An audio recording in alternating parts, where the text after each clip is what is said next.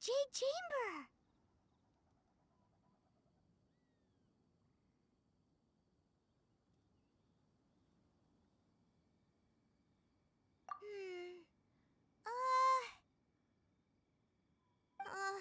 This is bad. Paimon's supposed to be your guide, but Paimon doesn't know where the way up to the Jade Chamber is.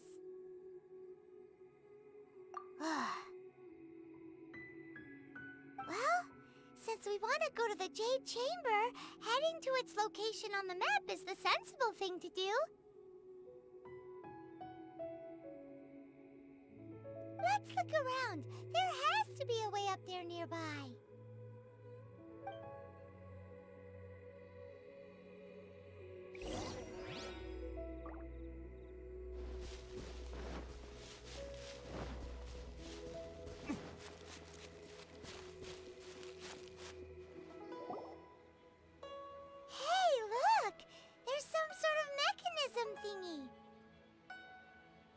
Since this is the right place, it must have something to do with the Jade Chamber. Yes, this must be the way.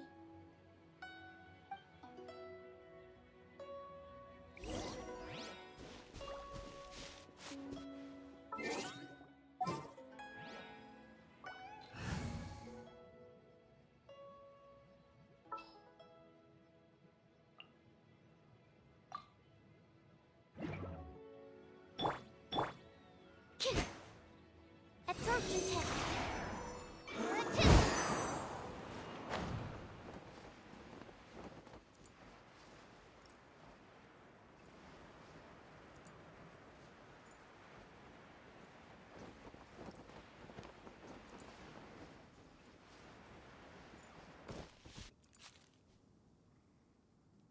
Stand clear.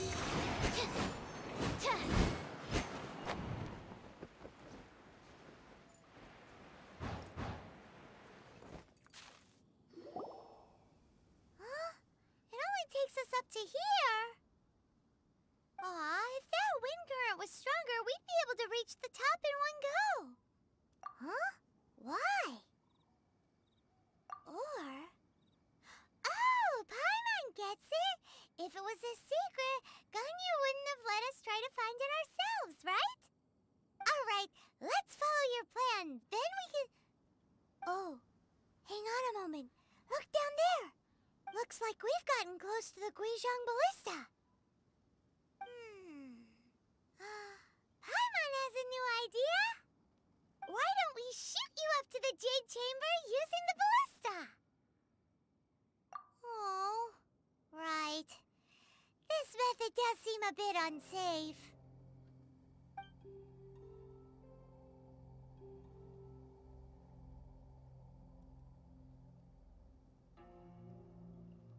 Oh, that's right! Now that you mention it, we could use the Guizhong Ballista to see if there's another way up nearby.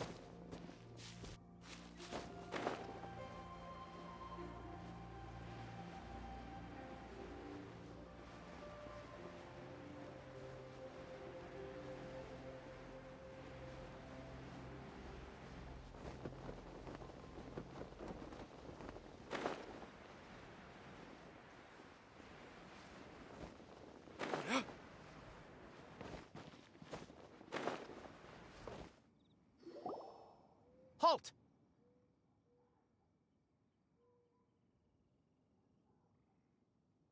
Who trespasses on these hallowed grounds?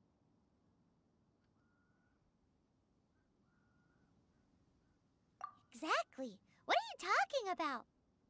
We're invited guests. What makes you think you can treat us like this? No. Wait. pretended to invite us to the Jade Chamber, but set up a Millelith ambush here to arrest us! Now Paimon's mad! You! Over there! This is a trick, isn't it? How shameless! What? We're just on guard duty. What do you mean, shameless? What nonsense! Seize these suspicious intruders at once! Well, here they come! Line 'em!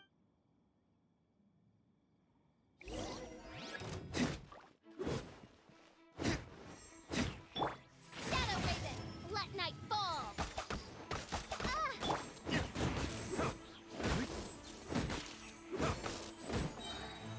Who goes there? Attack! Burn!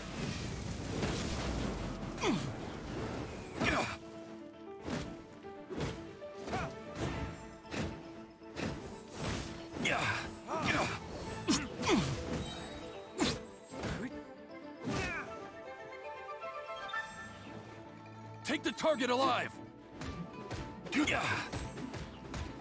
Beaten. 2 arms! Attack! Kids!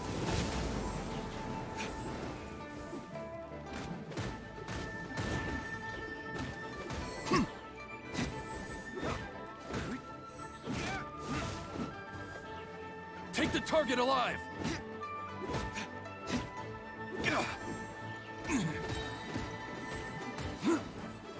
Lithic Triad!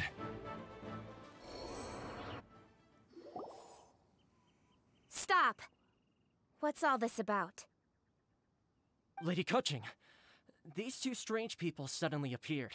They seem to have designs on the Guizhong Ballista. Who are you calling strange? You want to go to the Jade Chamber? Who are you? We're invited guests here to look for the Liyue Qixing. Who are you?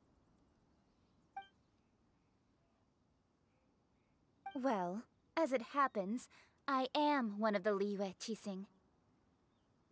Oh, I'm Keqing, the Yuheng of the Qixing. I know of you, traveler. You're Ningguang's guests, yes? Didn't expect to meet you here in the mountains. wow. Paimon didn't think we'd meet some super rich big shot out here in the middle of nowhere either. The Guizhong Ballista in Tianheng Pass has long been in disrepair, and yet it was fixed in a single night. I came here to investigate that occurrence. These Millelith are just here to guard the scene, not to arrest anyone. So this was all a misunderstanding? Paimon never would have thought. Anyway, for a mortal to be able to repair an Adepti mechanism is quite the mystery, even to the Qixing. That was...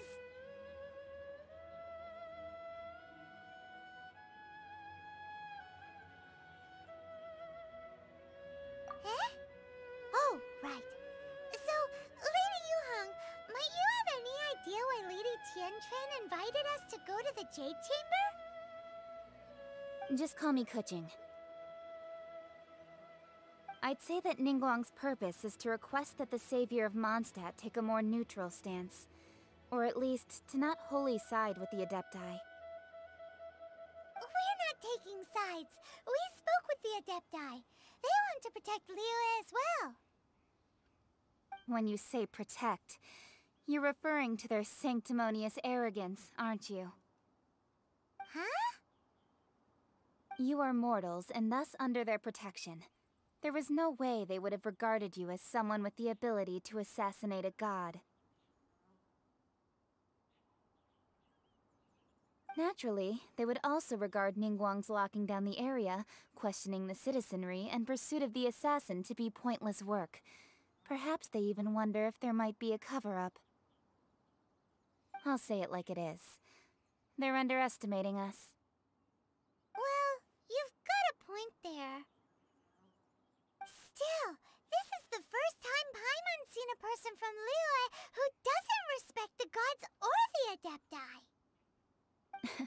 Should I respect the shallow sense of time and condescension to mortals that has caused them to delay in moving against us, Qixing? Forget it. I shouldn't speak of them this way. This skepticism is mine alone, and Ningguang does not share it. Either way, I will admit that the actions of the Adepti this time were quite restrained. Rex Lapis's death is indeed an extraordinary circumstance. But to think that they would call for a council of Adepti rather than come down here directly. How surprisingly civilized of them.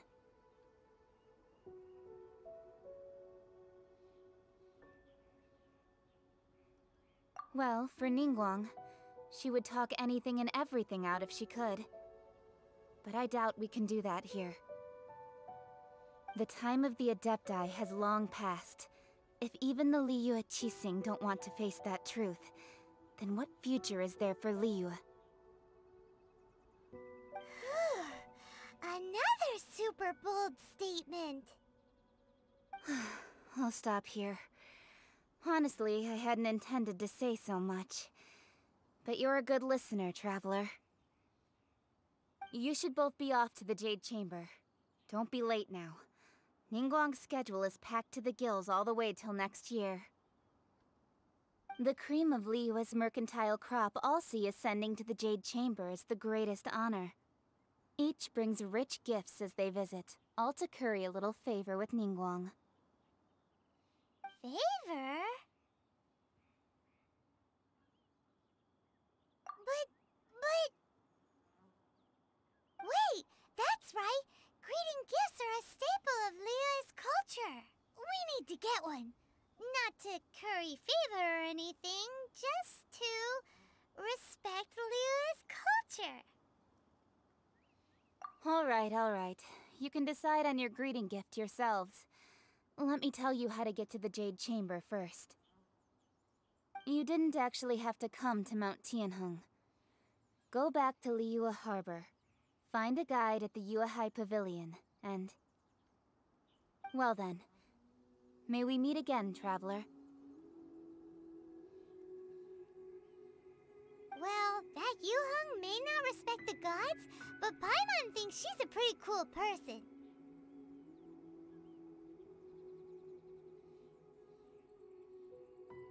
So, what should we give to Ningguang when we see her?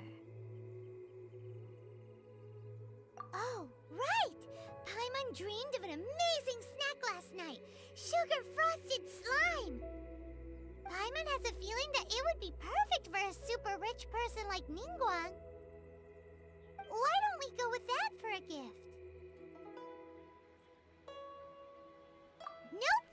But Paimon's sure that we just need to make it with some boom shakalaka. Let's go gather ingredients! Time waits for no one, and neither will our riches.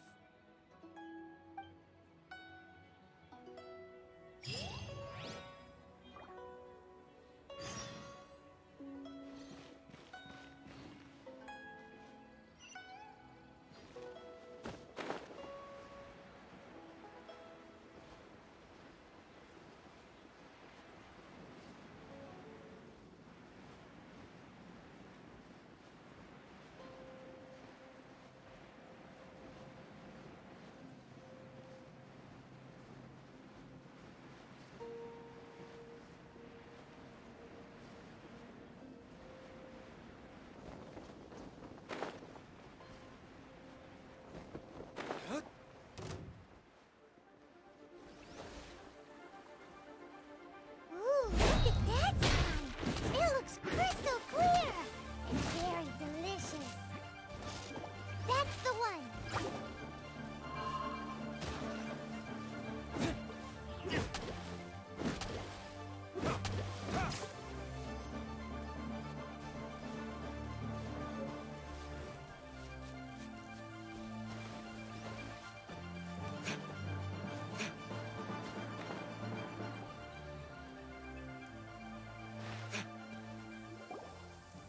Huh?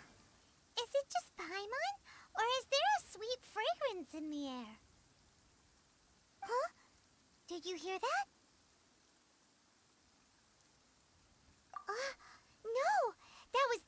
definitely someone in trouble. It came from those ruins over there.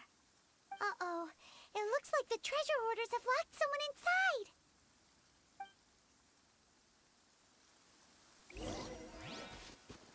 Ready, steady, go!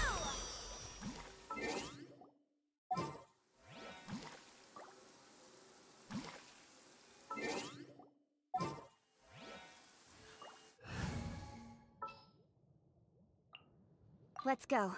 Time is again.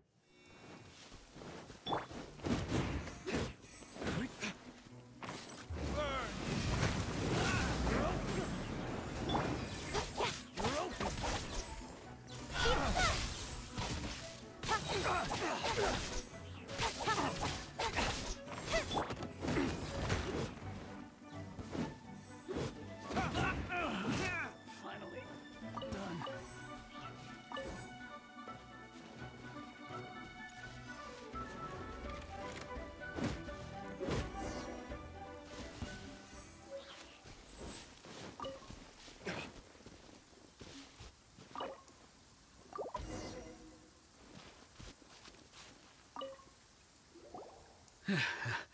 Thank you for your help, kind travelers.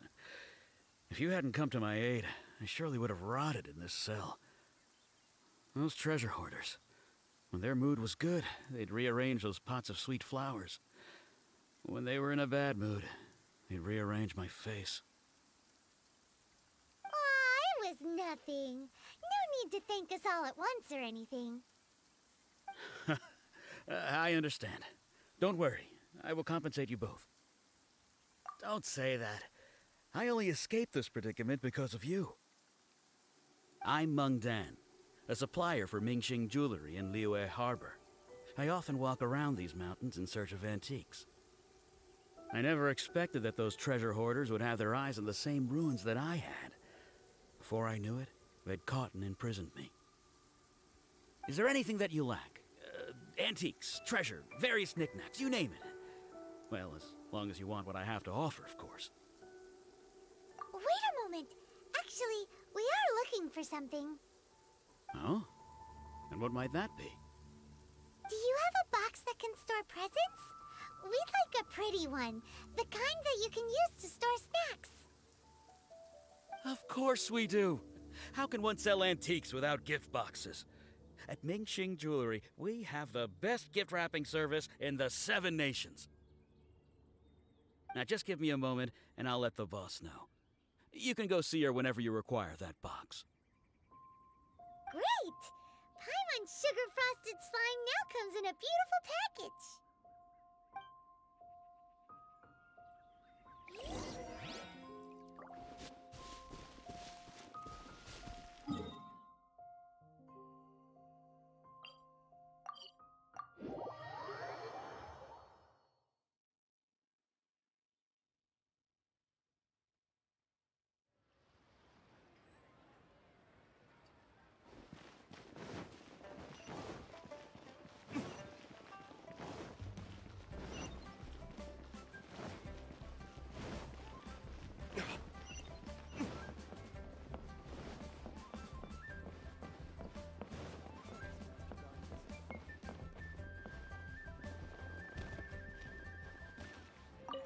Jewelry's out of stock, but we have some new items in. Hey there! A guy called Meng Dan told us that we could get a nice and shiny box from your store. Uncle Meng already told me about it. Thank you both for saving him. Many of the best goods in our store were found by Uncle Meng. If anything were to happen to him, it would be impossible for us to continue doing business. Here, this container is itself an antique, with at least 140 years of history. It's already been cleaned. Will it do? Yep. It's great! Hang on a moment. Could we borrow one other thing? Sure, please help yourselves, as long as it's on our shelves. Traveler, this clay pot looks really awesome. If we use an antique as our mixing bowl, we should be able to make a great snack. It's done! The one and only sugar-frosted slime! Carefully now. Into the box it goes. rose and dust it over with a bit more powdered sugar. Oh, yes. You might want to use these 2 freshly picked flowers as decorations, too. Woohoo! It looks beautiful! Great! Now that we've put all that we've got into this box, let's go to the Jade Chamber to see Ningguang. Jewelry's out of stock, but we have some new items in.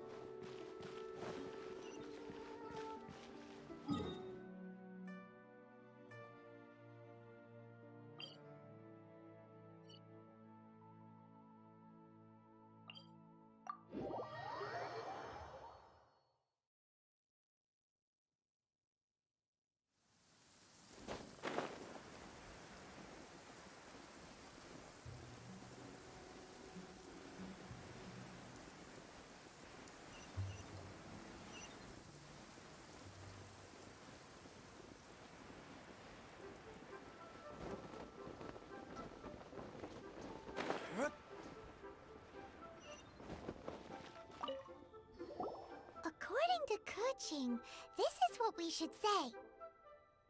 Excuse me, do you sell the moon here?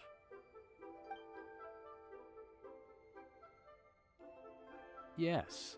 How many would you like? It's not convenient to speak of numbers here. Ah, well said.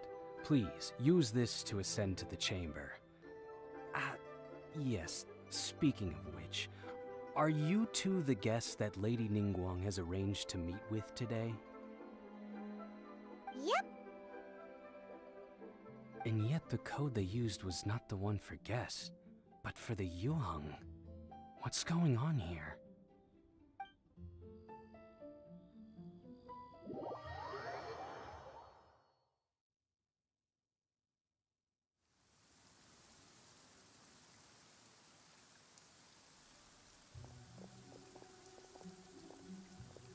I've been waiting for you, returnee from Jueyun Karst. It's Ningguang! Since this is our first meeting, we've prepared a gift. I hope you like it. Oh, for me. You have my thanks. It seems that I have made things difficult for you, considering that you were supposed to be my guests. Oh no, it's nothing. I'm glad you like it too. This palace floats in the skies, higher than the peak of any mountain. From this vantage point, one may survey all of Liyue. I have been gathering the funds necessary to build it from the time I began learning the merchant's craft. And since becoming the Tianquan, I have spared no effort in hiring the best craftsmen to constantly extend it. At first, it was but the size of one room. Now, it is large enough to blot out the moon in the skies above Liyue. One day, I believe it will overshadow all 7 nations. Not many from outside Liyue earn the right to ascend to the Jade Chamber. But I have been in correspondence with the acting Grand Master of the Knights of Favonius, who spoke highly of you. As such, I have been putting eyes and ears out ever since you reached Liyue. What? And I finally got wind of your movements when you were on the way to Wangshu Inn. Wait! Was Ver Goldet one of your people? Just Ver Goldet? No, everyone at Wangshu Inn is one of ours.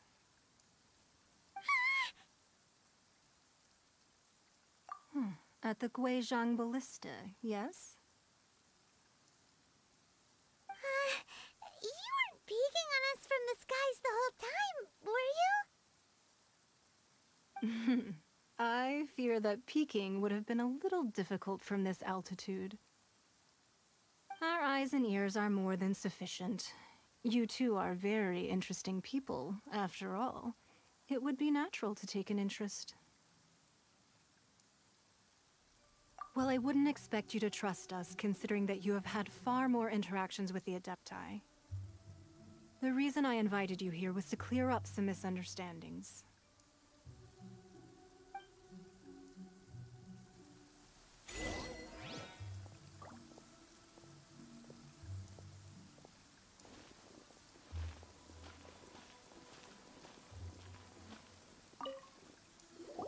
I believe that you've heard of the Archon War.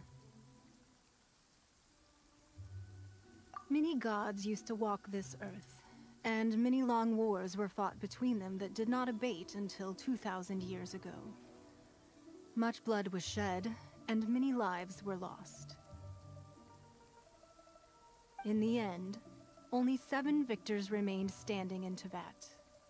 They built cities and nations on the corpses of the vanquished, and thus began the era of the 7. You can see Goyun Stone Forest from here, I trust. It is no natural rock formation. Those are giant spears of rock hurled by Rex Lapis during the war. Beneath the spears lie those cast down by Rex Lapis in those days, gods that failed to seize the title of Archon. Not only is it true that gods may die, but so too has the membership of the 7 changed over the last 2 millennia. Rex Lapis's passing is an unimaginable disaster for Liyue, but the Order of the 7 will not collapse simply because of that. Another Lord of Geo will arise sooner or later. Yet, how are we to forget Rex Lapis? When that time comes, the relationship between the people of Liyue and the gods and Adepti will surely be different from before.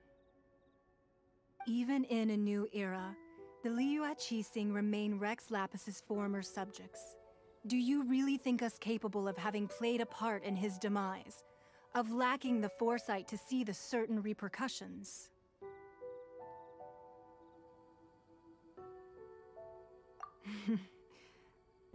That day at Yujing Terrace, it was also very sudden. Even I was caught completely off guard. You were there, you no doubt saw. But our enemy has long lain hidden within the harbor.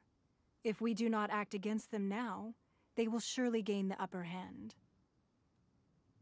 Hiding the Exuvio was a necessary maneuver to take the initiative back, to play the spider while our foes scurry about. Who's this enemy you're talking about?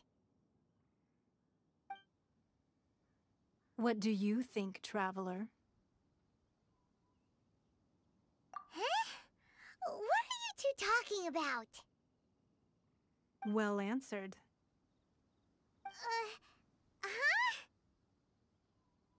The scenery out here is fine indeed, but the wind is a little strong. Our preparations to receive guests within are complete, so please, this way.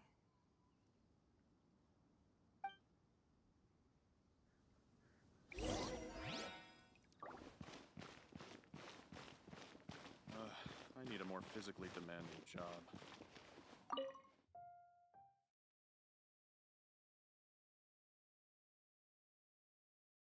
Wowee! What a huge hall! Paimon's never seen such a fancy place before.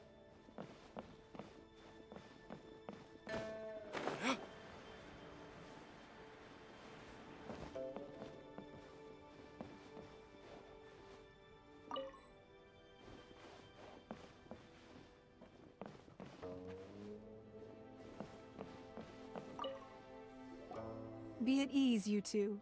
Make yourselves at home if you wish. Can we really? I have invited you two here as friends. And when friends come over to play, our enjoyment comes first. Naturally. Ooh! Isn't this that legendary wall? Why, you've kept your ear to the ground, I see. That's because even the storytellers are talking about it. Everyone's after a piece of paper from that wall. It's super famous. That's because that wall records Leo's secrets. Merchants have always been attracted to secrets. But the secrets of the mercantile world are of no interest to you, are they, traveler? You're rather special, really, and I think you're quite aware of that. If possible, I'd like to have your trust. But if you were to choose the more trustworthy person between myself and Keqing...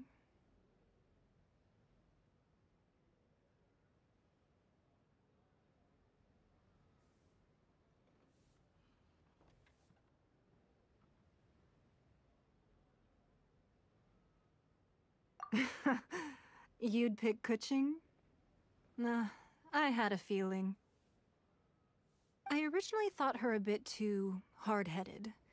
With someone of her character on the Qixing, I've had some extra messes to clean up behind the scenes.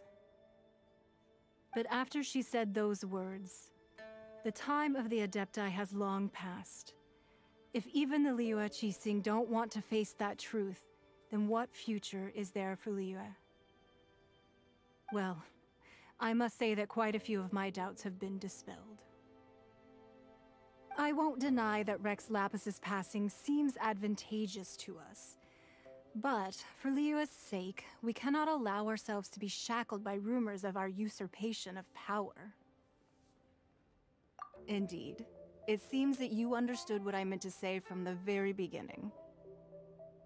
I called for the gag order and for the Exuvia to be hidden to temporarily stabilize the situation, and also to prevent something similar to the incident in Mondstadt.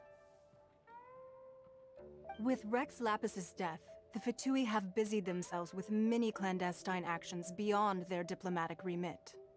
As the Tianquan, one responsible for Liyue, I cannot be too concerned with appearances when opposing them. Allowing the rite of parting to take place was also meant to buy some time for us to take control of Liyue's administration. It's exactly as Zhongli said. The Qixing only provided the venue for the rite so they could use us for their own ends. Wait, that's right. Speaking of ends, could I say one other thing? Of course. Paimon's heard that anyone who sends a greeting gift gets a little something in return. So, does that include us? It's all right. I like direct people. Well, we have made quite a bit of trouble for you recently. How about this? You can pick any one object here as you please, and you may take it with you. Yay! Paimon was just waiting for you to say that! Let's see, what should we get? One of the sheets on that wall! Don't look at Paimon like that! One of these sheets of paper will sell for crazy prices, even if it's only as large as Paimon's fingernail. Just imagine how much more a whole untorn sheet would sell for. Let's grab one! The biggest one!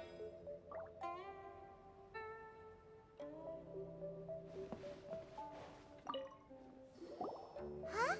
Well, that was an easy search. The biggest sheet is right up there in the most obvious spot. Let's go with that one.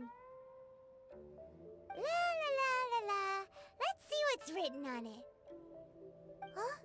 There's a place marked with a circle on here. Oh, could it be treasure? Whatever it is, it better make us filthy rich. Let's see what's written over here. Sigil of permission, something, something, Fatui, research, copy. Huh? Aw, that doesn't sound like treasure at all.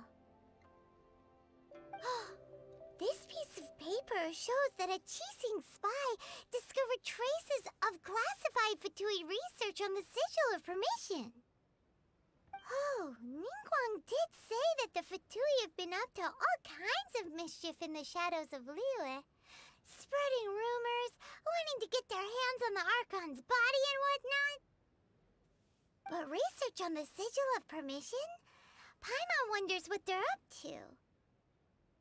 Speaking of of which, there's also some connection between you and the Sigil of Permission. Seems there's still more for us to find out. Oh, you really think so?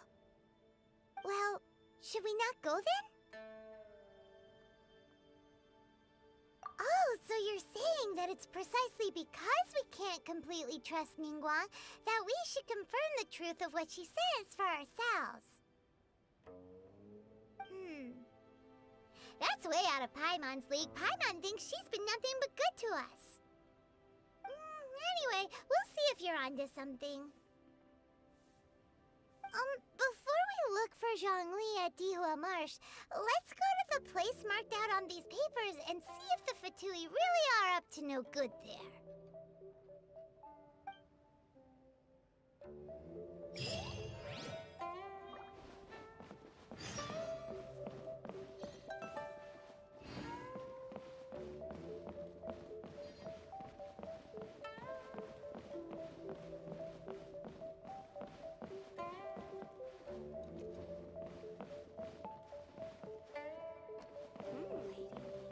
This gives good market insight.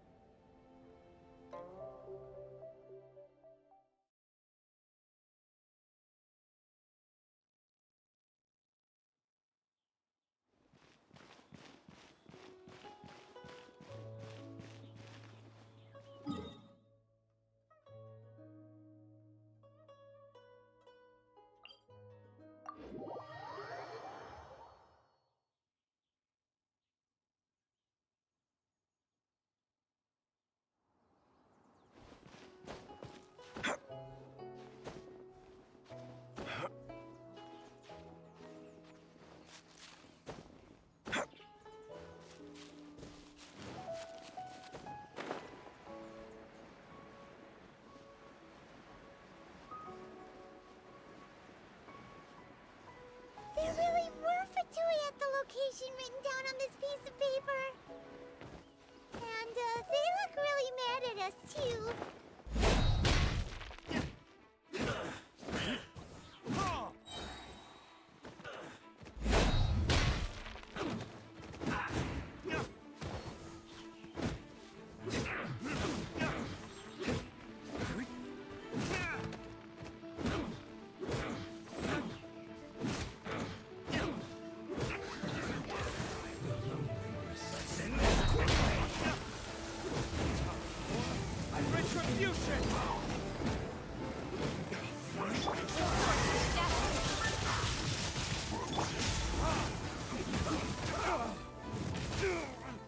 There can be no excuse. Send this quickly.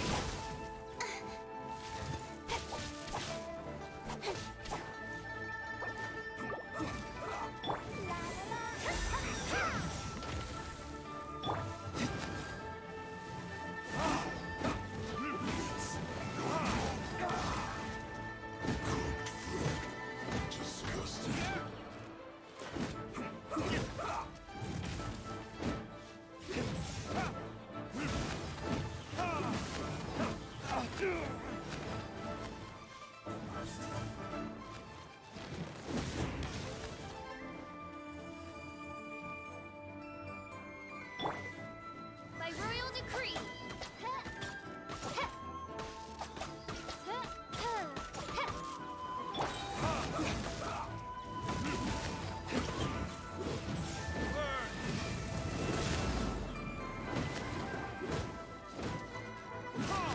Send this quickly.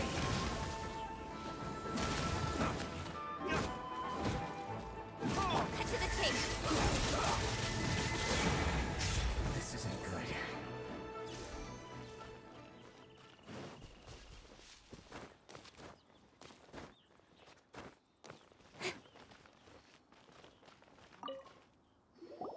There are so many talismans here. And some stacks of blank paper, too. What are they for? Paimon's seen this pattern before. But... oh, Paimon knows! It looks just like the Sigil of Permission the child gave you. But how did a relic of the Adepti end up in the hands of someone like Childe? Oh, that's right. Cloud Retainer said that when the Lord of Geo created the Sigil of Permission, it wasn't to be used as some old relic. Talismans like that were once used in the Archon War to channel divine powers. Maybe the Fatui are copying the Sigil of Permission in hopes of achieving a similar effect. Being able to channel divine power in battle? Whew, that sounds pretty dangerous. And the plot thickens. We'll need to keep an eye on Childe, that's for sure. Alright, that's enough sticking around here. We gotta go meet up with Zhongli soon. The last stop on our rite of parting preparations tour is Dihua Marsh. Let's go! Paimon hates being late.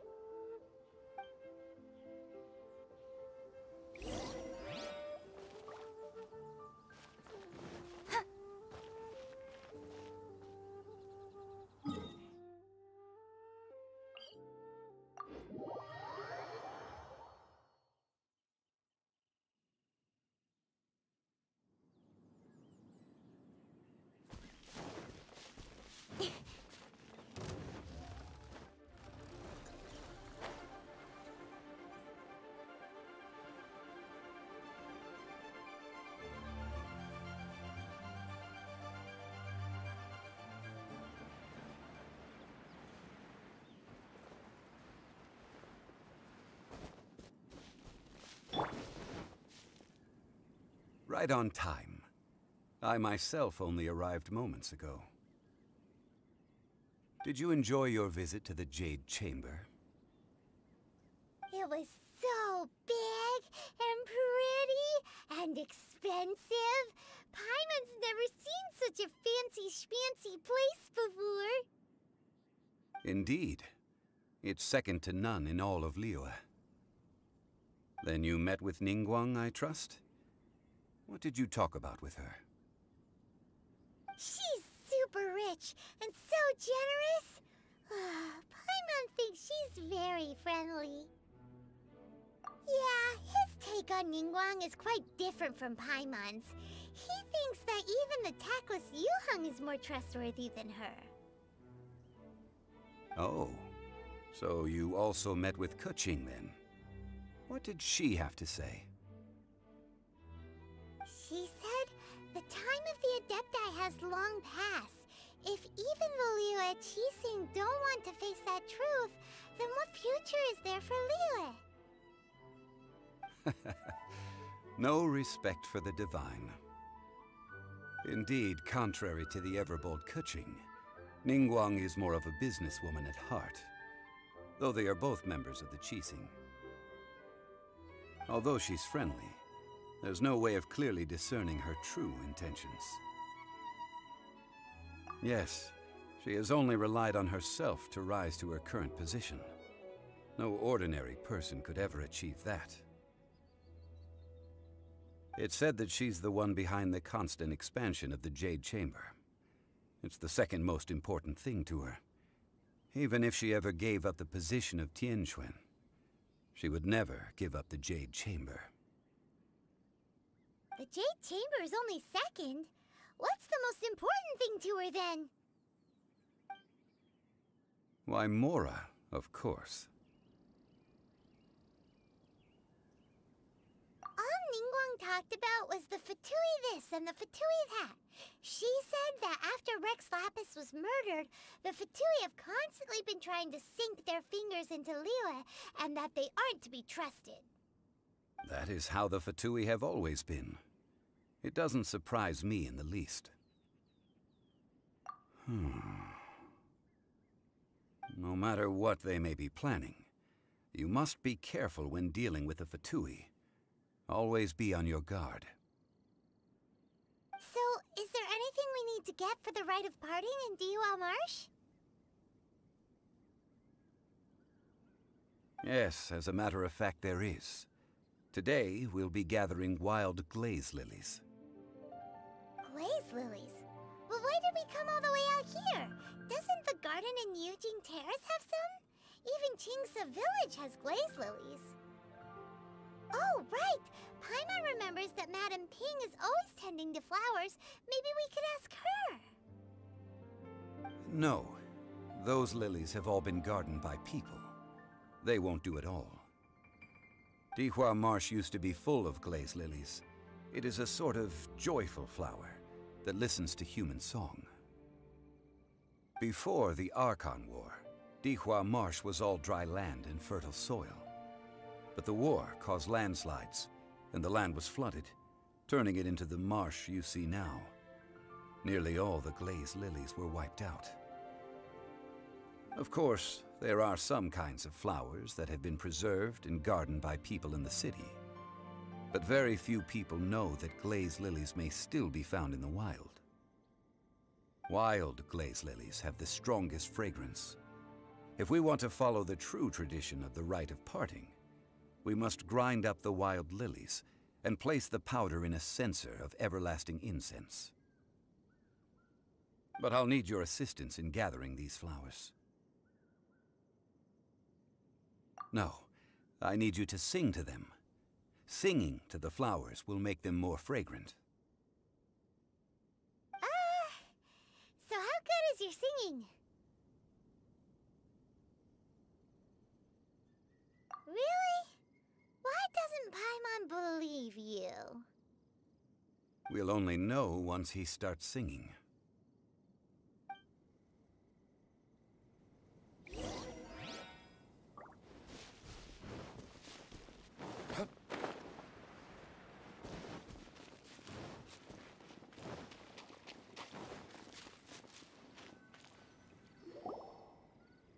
It's time to sing, whenever you're ready.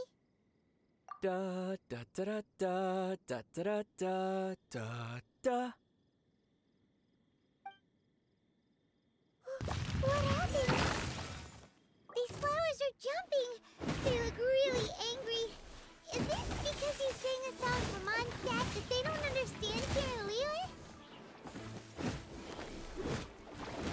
Shadow Raven, let night fall.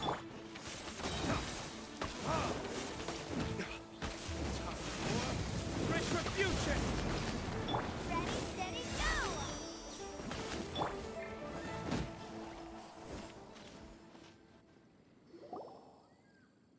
Those weren't glaze lilies. Glaze lilies wouldn't hit people. This little monster is known as a whopper flower.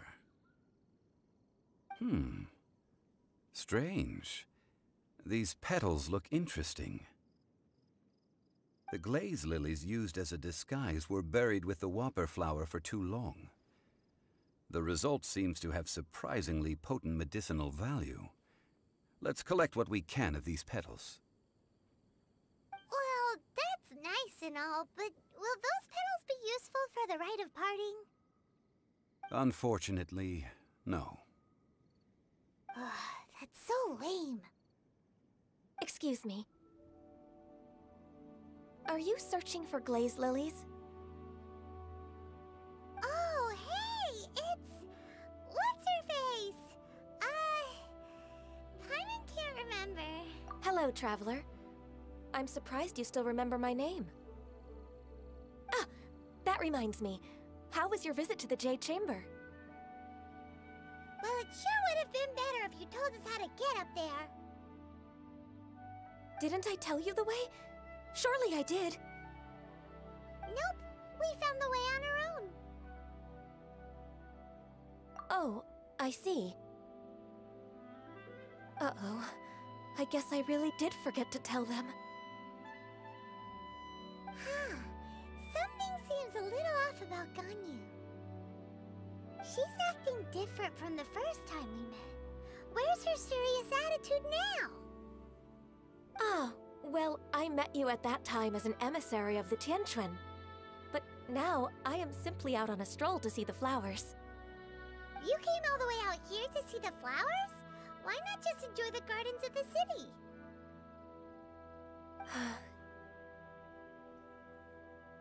Yujing Terrace is where Rex Lapis parted from this world.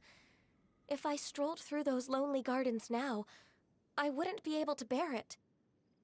Whenever my duties take me near Yujing Terrace these days, I draw the windows to block my view of the gardens. Oh, sorry. We shouldn't have brought it up. No, it's quite all right. I just haven't processed my emotions yet. When the Archon War came to its end 2,000 years ago, the first iteration of the Seven would gather in Liyue and drink with Rex Lapis. But 5 of those original 7 had already passed before Rex Lapis. It's truly a changing of the guard. Yes, now that the spirit of Rex Lapis has returned to the heavens, only Barbados of Mondstadt remains of the first 7. The other 5, including Inazuma's Raiden Shogun, are no longer the same friends from 2,000 years ago. Of the current 7 Archons, the youngest is Sumeru's God of Dendro. He is merely 500 years old, whereas Rex Lapis was more than 6,000 years old at the time of his passing. This means that Liyue had been under Rex Lapis's rule from the moment it was first founded 3,700 years ago. The city has never had to bid farewell to its deity. So what do you think of this farewell? Huh?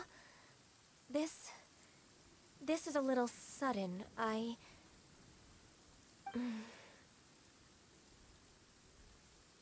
As a mortal, I've never dared to imagine a Liyue without Rex Lapis. But as an Adeptus, I think I will eventually come to grips with reality. Since Rex Lapis has passed, the time of Liyue's contract with the gods and Adepti has now reached its end. Huh? Did you just say, as an Adeptus? Yes, I am a mix of human and Qilin. Adeptus blood flows through my veins. I fought for Rex Lapis and the city of Liyue during the Archon War. After the war ended, I signed a contract with Rex Lapis and took the position as secretary for the Qixing. I've continued those duties to this very day. Well, let's save that conversation for another day. You say that you are here looking for glaze lilies? I also know where wild glaze lilies can be found. See, I've just picked one myself. Here, you may have it if you wish. We dare not refuse it. Oh, so did you sing a song before you picked the lily? Indeed, I did. I know this tradition well. In fact, I sang a local Liyue ballad to it. Wow, so you really know your stuff, too. Thanks, Gunyu. No, it is you who I should be thanking. If not for this chance meeting, I never thought that I would be able to contribute to the upcoming farewell for our ancient lord. If you would excuse me, I should return to my work now. Good luck. And that just about does it. Our preparations for the rite of parting are mostly finished. Given the ease of picking glaze lilies, I think this was a fitting end to our tasks, in more ways than one. Yeah, Paimon can already imagine him starting a business in Liyue. I've had enough ventures in my life already. Beginning a new undertaking is always difficult at first, and requires no small amount of effort. And once business is at full steam, the stress of it all only wears away at you over time. So you must be careful to take the time to step back and re-examine yourself. If left unchecked, the wear and tear on your heart may go well past mending. Wow. See? Zhongli sounds like he's already seen it all. Alright, I think it's about time we head back to Liyue Harbor now.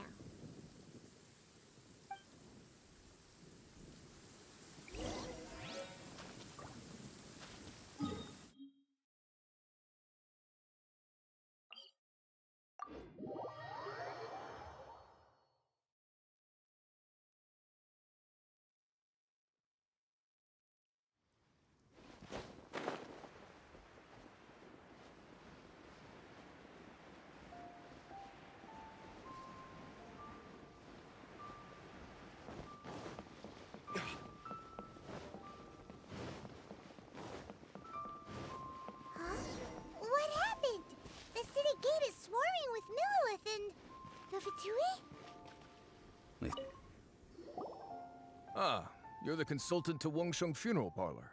Mr. Zhongli, I presume. The Millelith are watching our every move now.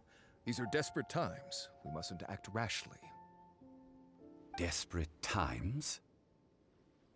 The Adepti of Joyun Karst are finally on the move. Do they intend to exercise force? Most likely. I've heard that some members of the Qixing have already gone to meet them. Well, I say meet, but it's more like they're attempting to stall the Adepti outside the city. However, both sides were quite obstinate and hit an impasse. It seems inevitable, given the current situation. The Adepti do not acknowledge the Qixing. They only acknowledge the contracts of the Geo Archon. If the two sides come to blows, Liyue Harbor will be in no position to stop them. Surely the Liyue Qixing are not the sort to give in so easily. Their boneheadedness is known throughout the lands. Yet it's because of that obstinacy that mortals and Adepti are now on the verge of conflict. And what now? How is it that the Fatui have come under fire? That's all Ningguang's doing. She proclaimed that in these tumultuous times, the Millelith must rein in the actions of the Fatui. Only now do they want to start keeping tabs on us? That's the Qixing for you. Anyway, Mr. Zhongli, you're one of Child's close associates. Please understand that your actions will reflect on us. Don't let anyone catch you off guard. It looks like things are about to boil over in Liyue Harbor. Do you intend to use your neutral identity as an intermediary between both sides? Or will you use your sword to turn the balance? Neither path is an easy one. Oh, by the way, Mr. Zhongli, we've heard that the Wangsheng Funeral Parlor has also been caught up in all of this. They're currently squaring off with the authorities at the gates. Things are taking a turn for the worse. I'm afraid I must leave now to handle things back at Wangsheng Funeral Parlor. I hope that Master Hu has been able to keep things under control for the moment. Consider your next course of action carefully, Traveler. If you're trying to prevent an explosion, it may be wisest to look for the fuse first.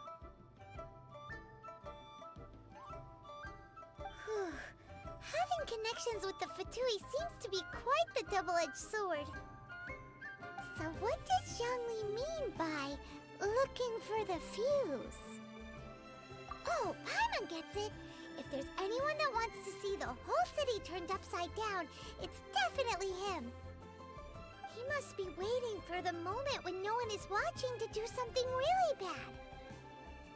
But where could we find him now? Where would he go at a time like this?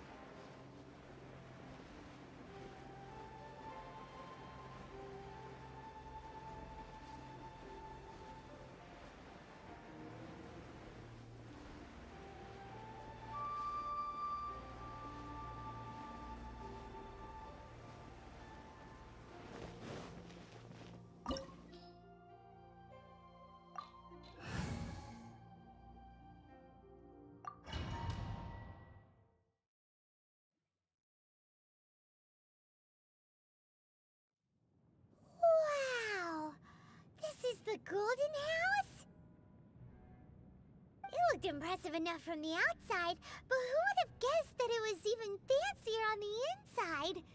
And so full of Mora. This is where all of Teyvat's Mora is minted, right? In that case, maybe they won't notice if a few Mora go missing. Oh, so it's a trap! Tricky, tricky.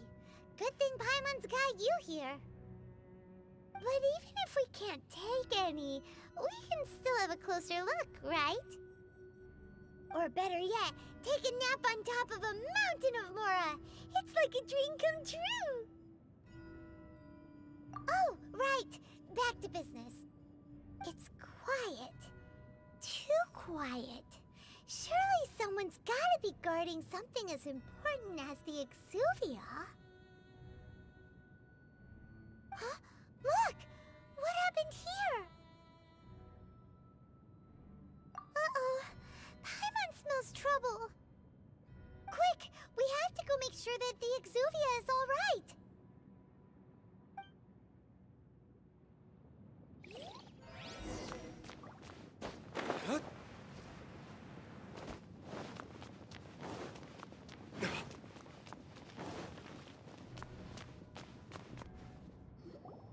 You've already fulfilled your task as guides, so why do you still linger here? Haven't you already seen enough trouble for today? Huh? Who's there? If you were Fatui, I imagine that you would be entitled to a generous reward from the Tsaritsa herself.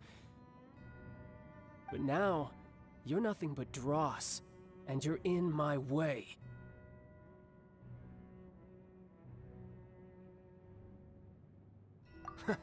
Although I'm deeply grateful to you that I was able to effortlessly find this secret location, don't you think that trying to stop me now would just be wasted effort? Stopping the Mora Mints, hiding away the Exuvia. The Qixing are really pulling out all the stops this time. So you've been planning to take the Gnosis from inside the Exuvia all along?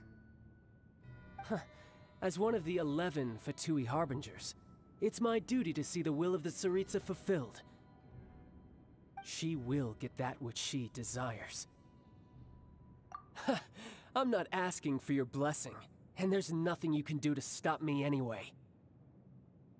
The time for discussion and diplomacy has already passed. I mean, if it were up to me, I would have skipped that stage to begin with. But I'm willing to do as the Tsaritsa deems fit. Either way, we now come to my favorite part. A simple pleasure, and one that I am oh so delighted to be sharing with you. The battle. Battle?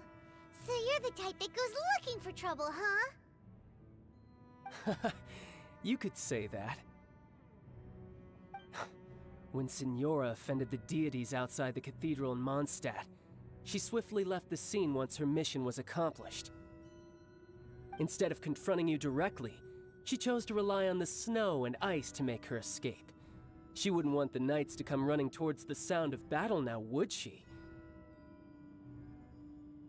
When she faces a worthy opponent, she will prioritize her mission, weigh the outcomes, and consider the consequences of her actions.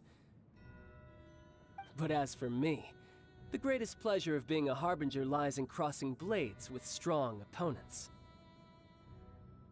We won't let what happened in Mondstadt ever happen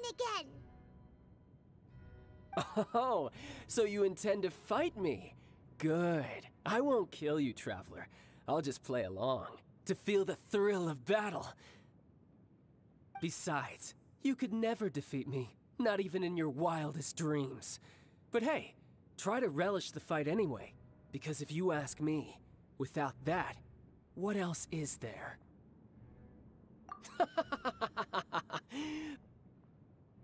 Fighting talk, I love it! Now let's see you live up to it.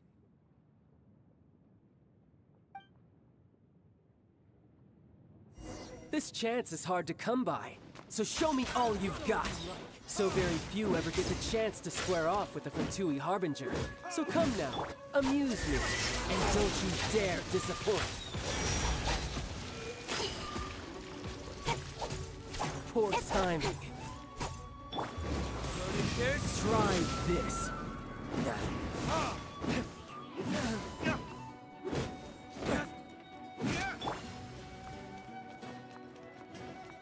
Poor timing. A fine opportunity. You've made some progress. By royal decree.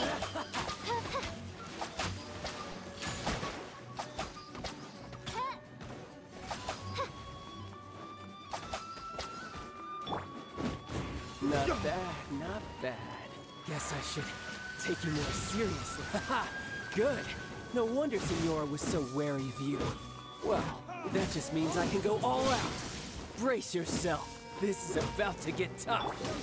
Now, show me what you can do against the might of a Harbinger.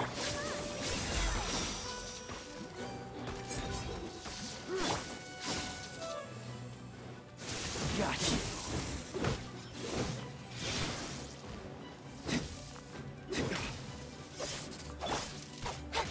Speed of light. The price of a single slip. I'll crush you.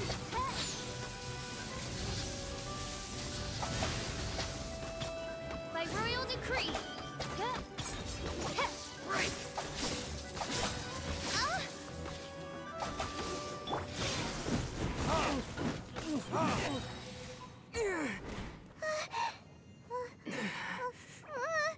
Not bad. Your swordsmanship is quite impressive. But that's about as far as you'll get.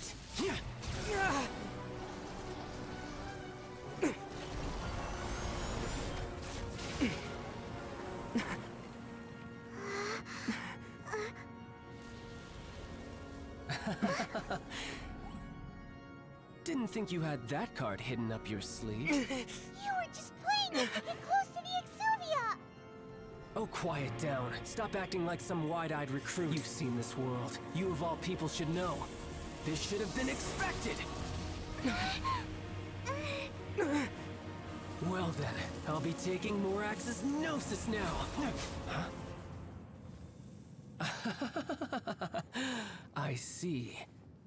Well, this is most unexpected. You beat me to it, didn't you?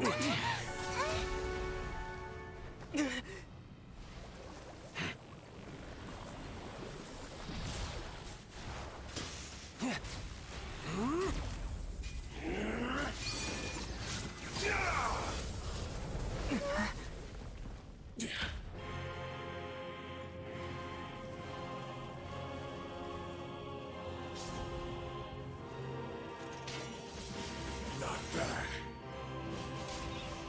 But this is going to cost you!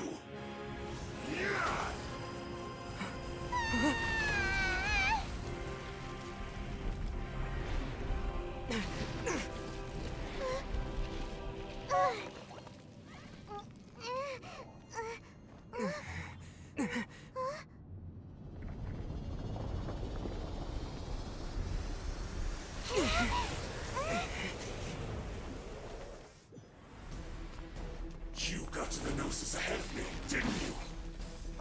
Did you simply move faster?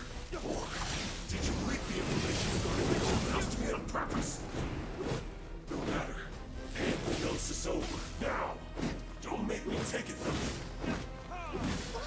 We didn't take it! Let the show begin.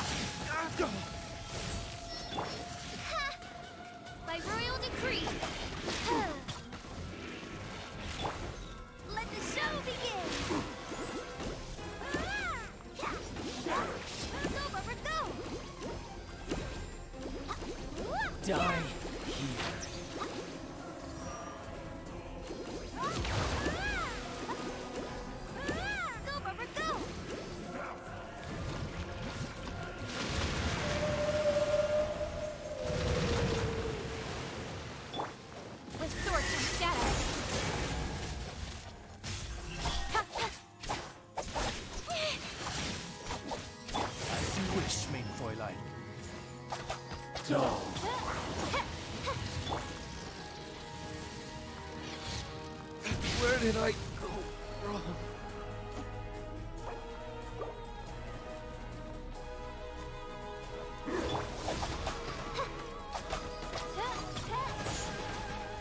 Oz, reveal thyself! Let's dance! Go, River, go! Yeah!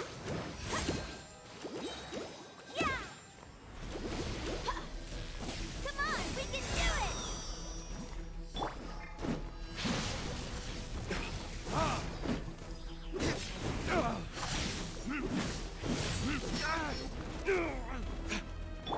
Die here.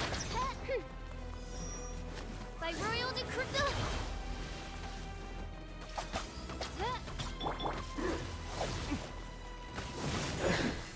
So you went.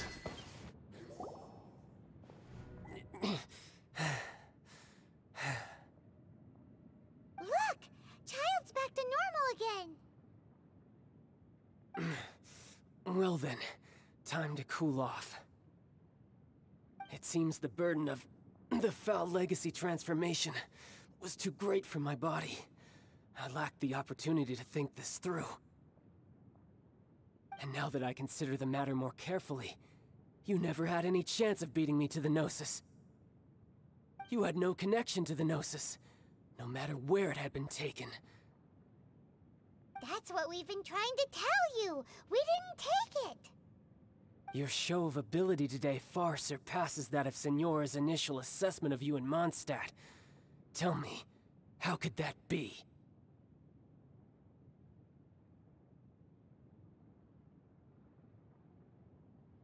You already know the answer, don't you? I can see it in your eyes. But if that is a secret you wish to keep, I guess I'll just have to curb my curiosity. This battle has already left me satisfied. Anyone who strives as I do to grow stronger shall be called a friend, even if our friendship can only be shown in battle against one another. Pretty sure that's not the normal way to make friends. Unfortunately, I must bring this amiable conversation to an end. My quest still beckons. Given that the Gnosis wasn't taken by anyone, then we must look once again to the beginning. Perhaps it was never in the Exuvia to begin with. In fact, it might be that the Exuvia was just a diversion of sorts. What? So you mean that... Yes, it appears so. Interesting to say the least. It seems that the guardian deity of the capital of commerce is also well versed in little maneuvers beyond the boundaries of contracts. As such, we must now look to our backup plan. Backup plan? I had hoped it would never come to this. I absolutely detest working with those who are weaker than I. The truth is, the world belongs to those of us who desire to become strong. I seldom willingly mingle with any dull and boring weaklings who think otherwise. Unfortunately, we cannot be picky about our methods as Fatui Harbingers. Children must all learn to eat their vegetables sometime. So what are you planning to do? I will awaken the god that lies dormant beneath Guyon's stone forest. A god? Osial, Overlord of the Vortex, who was defeated by Morax, the Geo-Archon in the Archon War, and who has remained pinned beneath the waves by the Geo-Archon's stone spears ever since. If such an ancient god were to be unleashed upon Liyue Harbor, defenseless without the protection of its deity, do you think the cunning Rex Lapis would just stand aloof and watch the ensuing destruction? But the Archon War ended 2,000 years ago. How can an ancient god appear in a world now overseen by the Seven? Simple. I've already prepared the means to awaken it. Hey, those are sigils of permission! Oh, Paimon remembers now. The Fatui have been researching them. Indeed. The one that was given to you was just a byproduct of our research. With the power of so many sigils of permission concentrated in one place, along with that which was bestowed upon me as a harbinger by our Tsaritsa, breaking the subduing might of the Geo-Archon spears for a time should be no obstacle.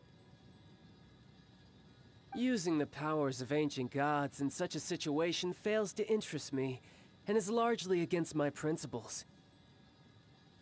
But knowing that such an action will not only force the Geo-Archon to show its hand, but you as well, that makes matters a little more intriguing.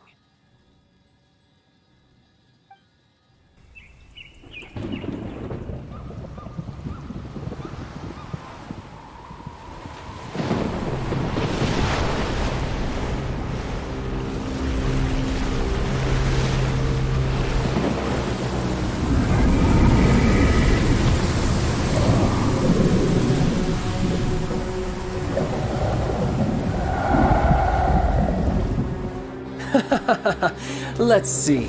Will the nation that has lost its deity be swallowed up by an ancient malice once more? If you wish to drown together with the people of Liyue, you're free to stay and enjoy the show. Huh? He's already gone! That guy is fast! What's going on?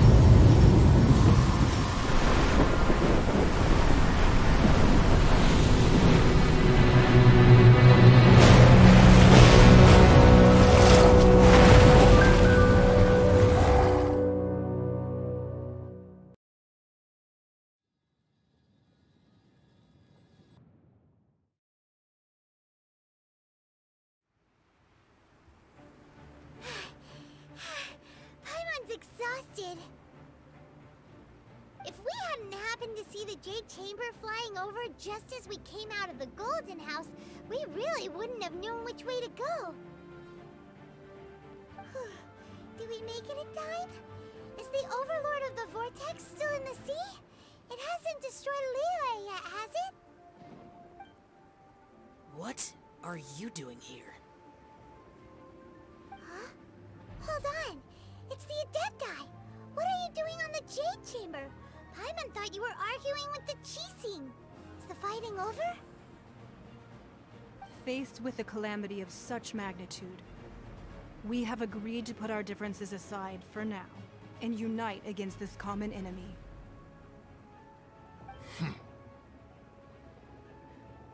Oh, Paimon gets it.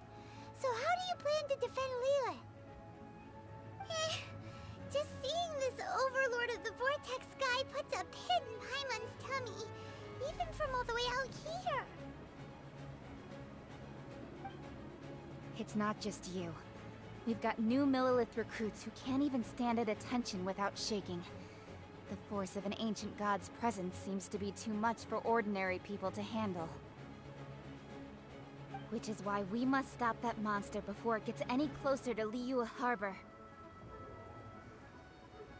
So the Archon War was fought 2,000 years ago against enemies like that thing?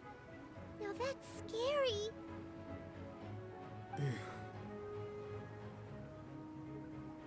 So will the power of the Qixing, Millelith, and Adepti gathered here be enough to stop that god? We've already discussed this together, and our conclusion is... not necessarily. What? But all of you were supposed to be the Guardians of Liyue. Can't you think of something? One certainly could. Huh? The Qixing did once research the matter of the Guizhong Ballista when it piqued their fancy. And as fate would have it, one who did craft the Guizhong Ballista with one's own hands is here. For what could you mortals ever learn of Adepti mechanisms? Yet, it would take one, but a little tinkering to turn this ballista into an engine of war beyond your wildest thoughts. I suppose this is one blessing from the Adepti that we should be thankful for. So be it. We shall use the upgraded Guizhong Ballista to fight off that god. All the Adepti here can lend their strength to man it.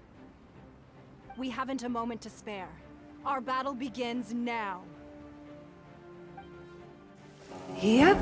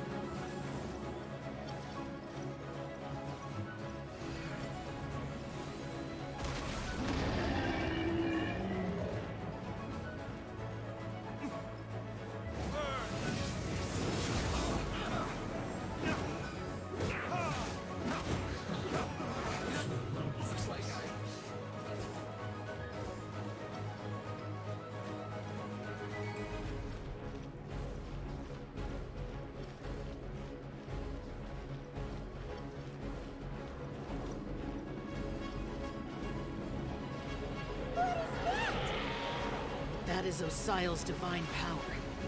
I am very familiar with it. Be careful not to get hit.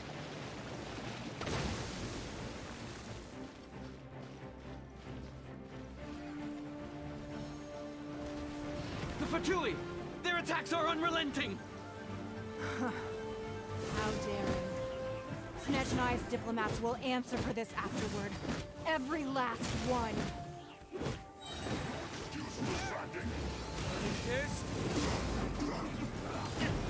time to fulfill my duty. Nowhere to hide. The ancient gods attack me again! There are so many Fatui too! We can't look! Were you about to say we can't hold them, children? Huh?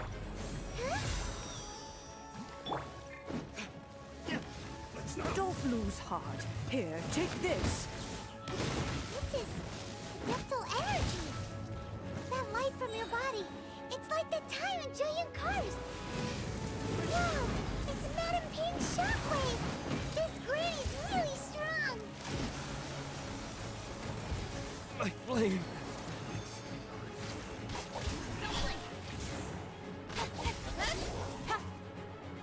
Nowhere to hide.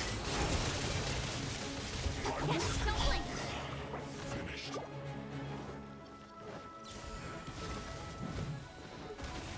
As you wish, Fräulein. I am angry. I guess this is it. This isn't good. With the blood of the Chilean, I guard you against evil. Cast your fear of injury by the wayside and fight with all your might.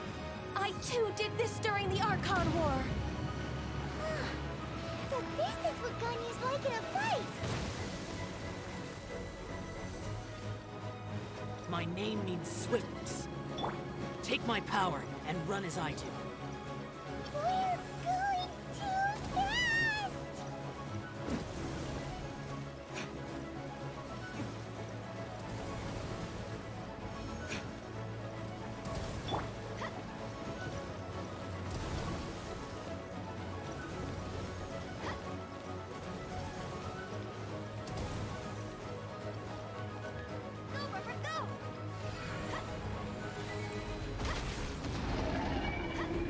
Child, you are strong in body and spirit. Perhaps you can withstand 3 forms of Adeptal energy at once. This will hurt a little. Please bear with us. Once you've adapted, try to use them in battle.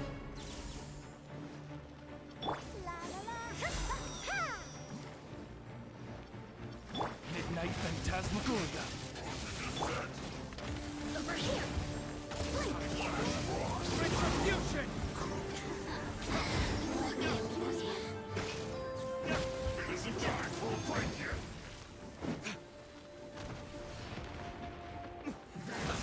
Let's move.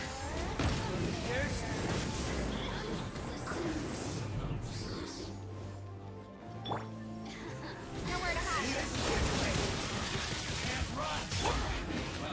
Exercise caution.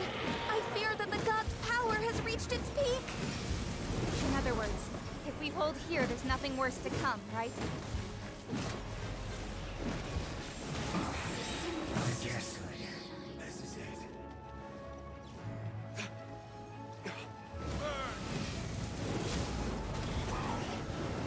Nowhere to hide.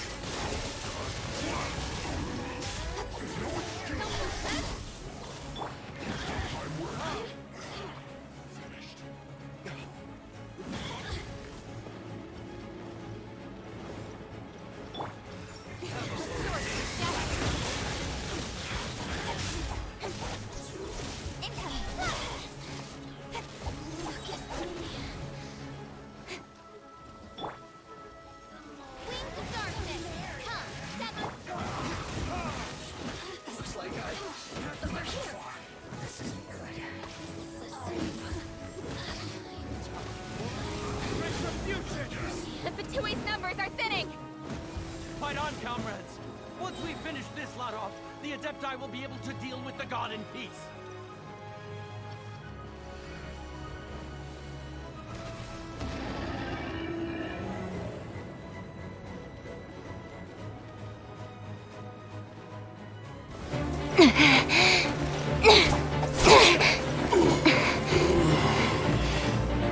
The interlopers are no more. Now we may commit ourselves fully.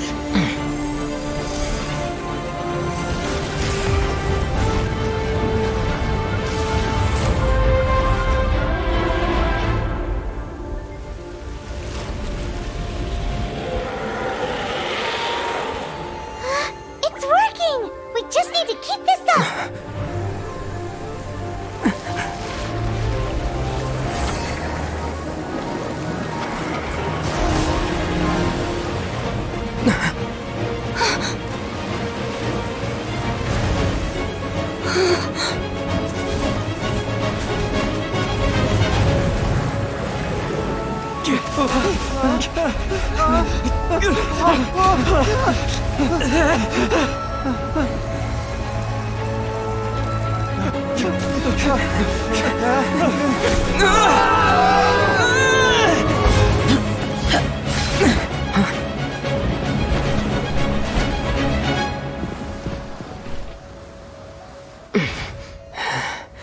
Be careful now.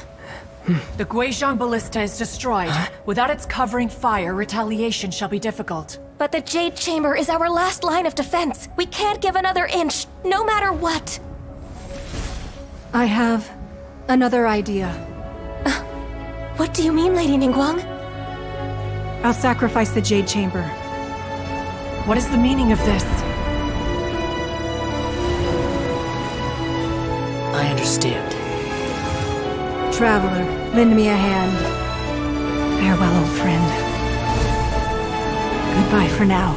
Let us meet again in the future.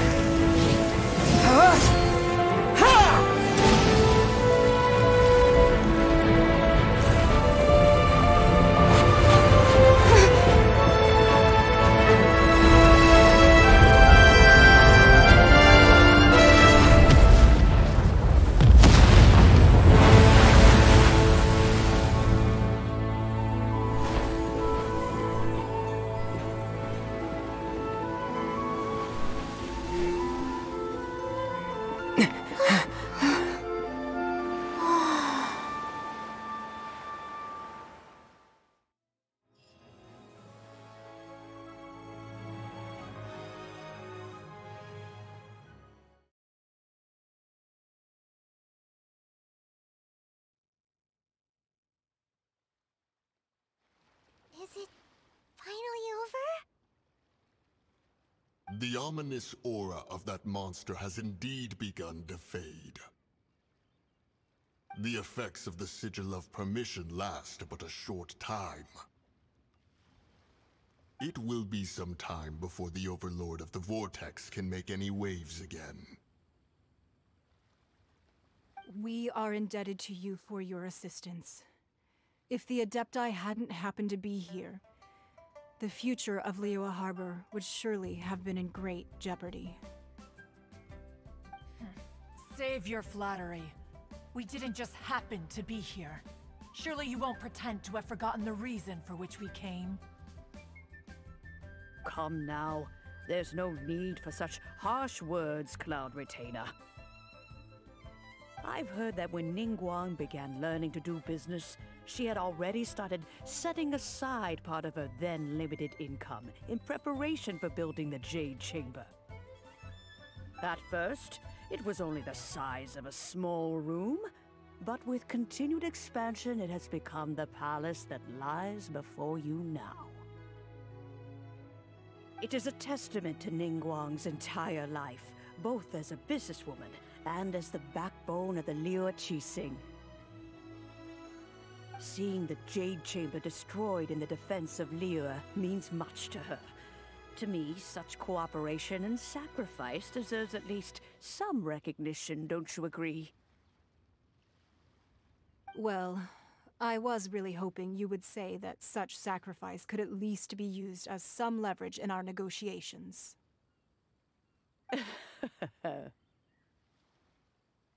Thank you all for hearing me out.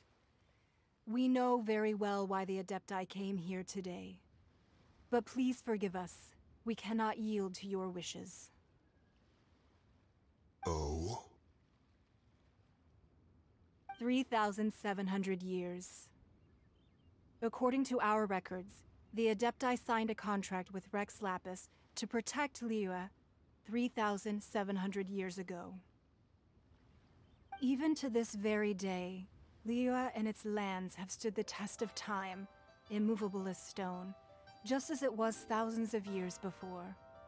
This is truly no small feat.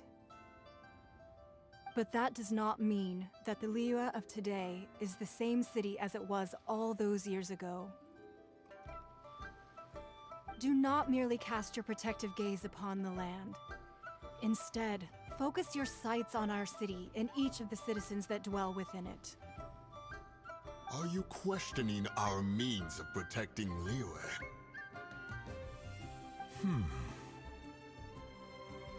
I mean no offense.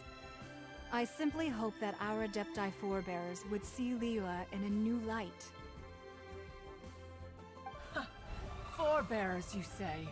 One doubts you would be fit to be part of such a lineage. This morning, Rex Lapis appeared to me in a dream. What?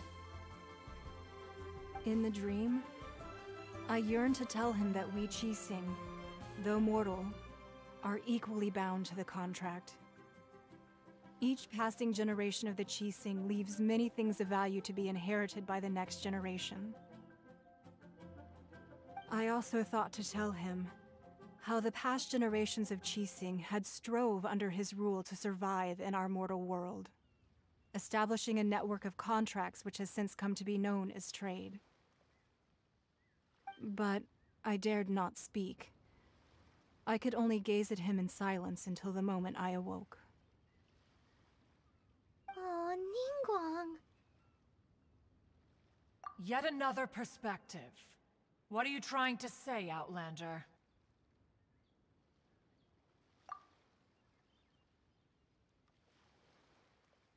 Right! That's something that happened in Mondstadt. It's a story about the Four Winds and the people of the Animal Archon. The Animal Archon sought to quell the strife between the two sides, because he believed that such conflict would only scar the hearts of both, and that nothing good would come of it. Each of the 7 nations has its own scars from the past. Though your point is the very height of simplicity. As Adepti, we've become a laughingstock, to be chastised thus by an outlander who has lent us such succor. All right, all right. Didn't Ningguang suggest that we should focus on the city and each of its citizens? I know I already have, so why not see for yourselves? I apologize for appearing in full armor. I am afraid I cannot show the proper courtesies. And who are you? I am Feng Yan, a sergeant of the Millelith. I have come to extend my thanks to the Adepti. I thought this battle would perhaps be my last, but thanks to the aid of the Adepti, our forces were not as badly battered as I feared we might be. Although I am a mere mortal soldier, I promise to hold the line and never betray the grace given to us by the illuminated Adepti this day. Huh?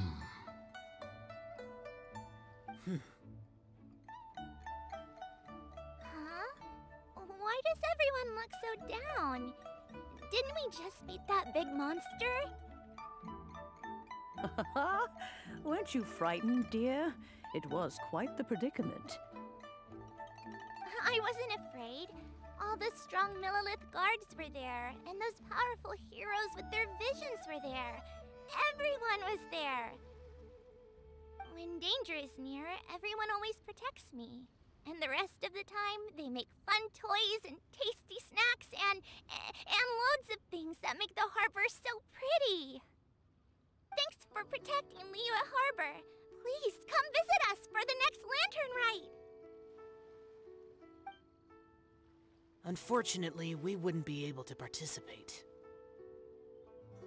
Huh? Because we are Adepti. Oh, okay.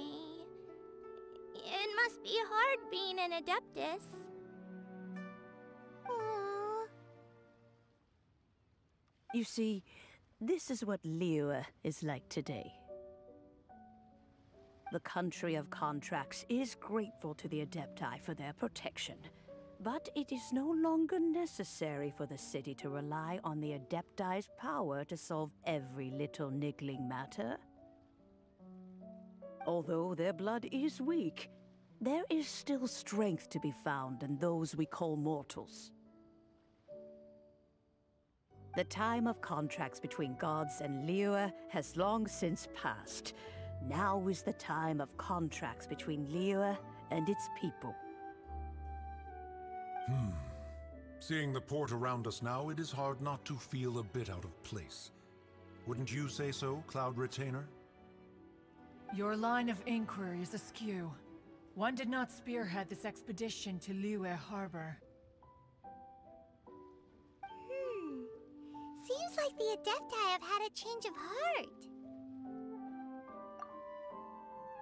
Let us return now. Eager to leave, Conqueror of Demons.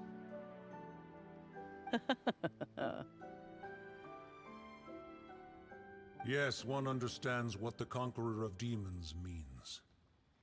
The city of Liyue has changed much after our long separation.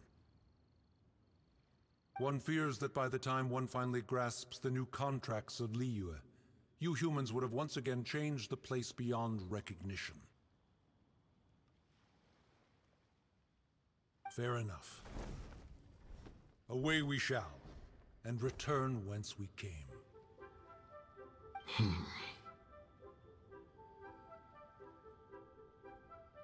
Since we Adepti have consensus, then one shall persist no further. But how will we ensure that the Liyue Qixing will not simply exploit their power once we depart? In my view, that is still a thing to be guarded against.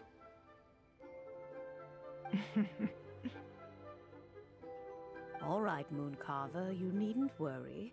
It seems to me that this right of supervision is best left to the people of Liyue. Looks like the conflict between humans and Adepti was avoided. All's well that ends well, huh? Oh, right! It's nice that we've got peace and all, but we're forgetting one thing. Child wanted to unleash the god so he could lure Rex Lapis out.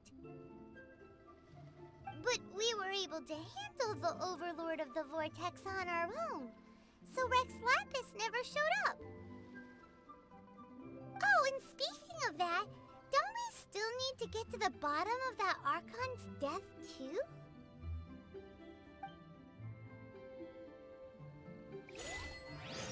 Paimon doesn't get it. But isn't the strongest lead we have the Adepti?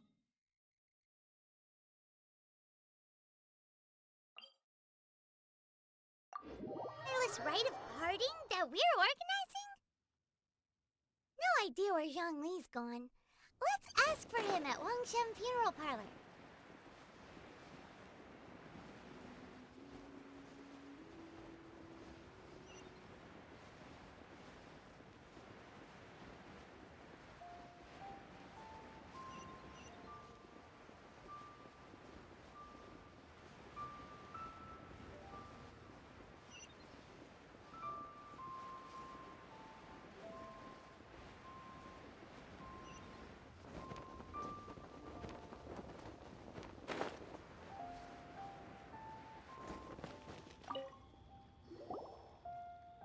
Is there anything I can do for you two?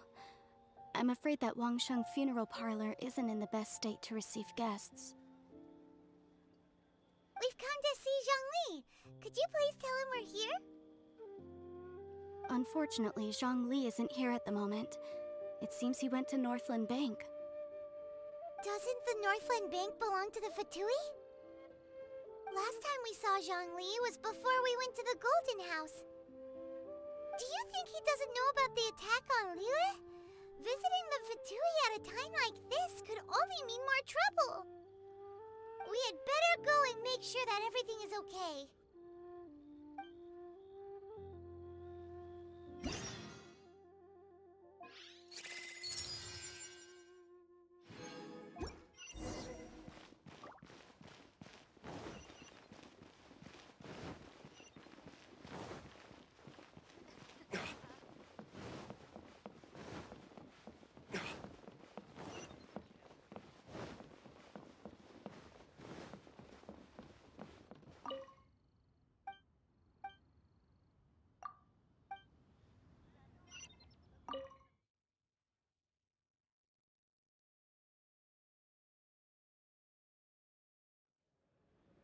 You call this cooperation between Harbingers? Cooperation involves communication, you know.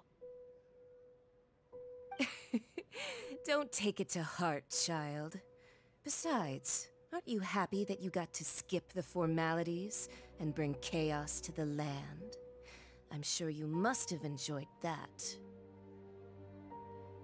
Oh, it seems that some of your friends have arrived. Hey, it's Zhongli and Child. And you! It's you two. I believe we've met once before. In the city of Bards, was it? I'm glad you still remember my name. Ah, right. I imagine that it must have been rather hard to forget watching helplessly as something precious was snatched away from your friend. No, don't let her get to you! You've yet to gather the powers of all 7 elements, and our last battle at the Golden House was almost more than you could handle. So it might be best to keep things peaceful this time, seeing that 2 of the Harbingers are here. Well, if it isn't you two. This is our first time seeing each other since Liyue was nearly wiped off the map. This is certainly a bit awkward, wouldn't you say? Paimon knew that we should never have trusted a Fatui Harbinger. Oh, now don't say that. Sure, I may have misled you, but I never had anything against you personally. Besides, I thought we were getting along quite well together, didn't you?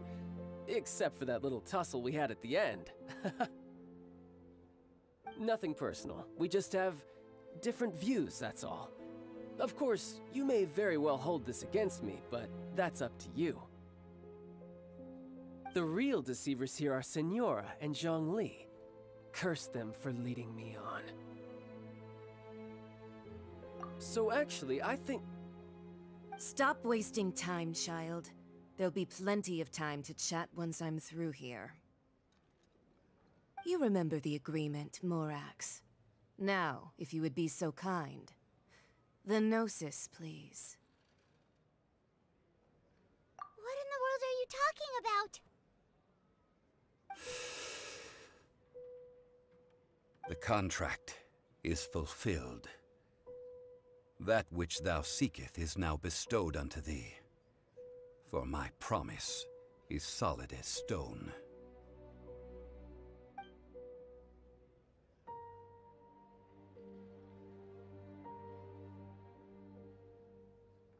How sanctimonious.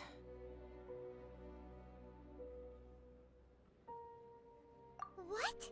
So you're the Lord of Chio? No, wait! That's an exciting twist and all, but why give the Gnosis to the Fatui? I do not give it for free. I give it as agreed upon in the contract. For it is a matter solely between the Tsaritsa and I. Yeah, you don't think you went a little bit too far with that whole fake death thing? Everyone was preparing the ceremony for you, and splat! This big dragon falls out of the sky, and all of Liyue goes into an uproar.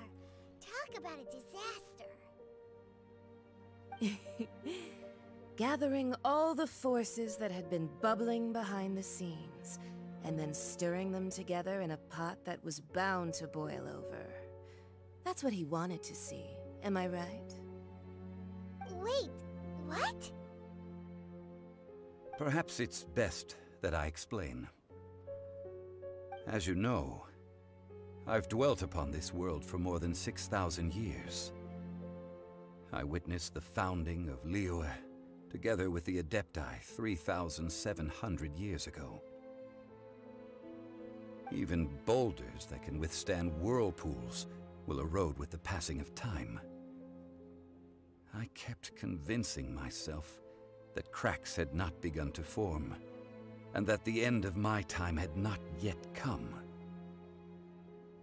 Until one drizzly day, as I was strolling along the harbor, I heard a merchant tell one of his workers, "You finished your duties.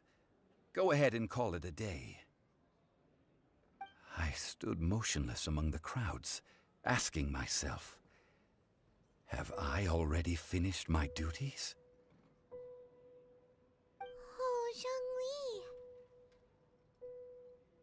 But as I began to consider relinquishing my divine role, I soon discovered that many reasons still remained to not hastily depart.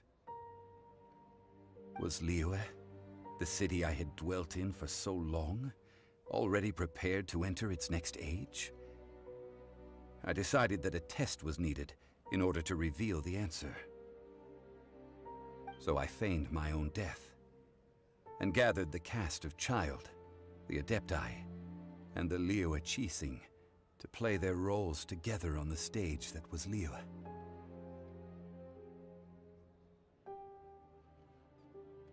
That's right, which is why I continued to safeguard the Gnosis until now.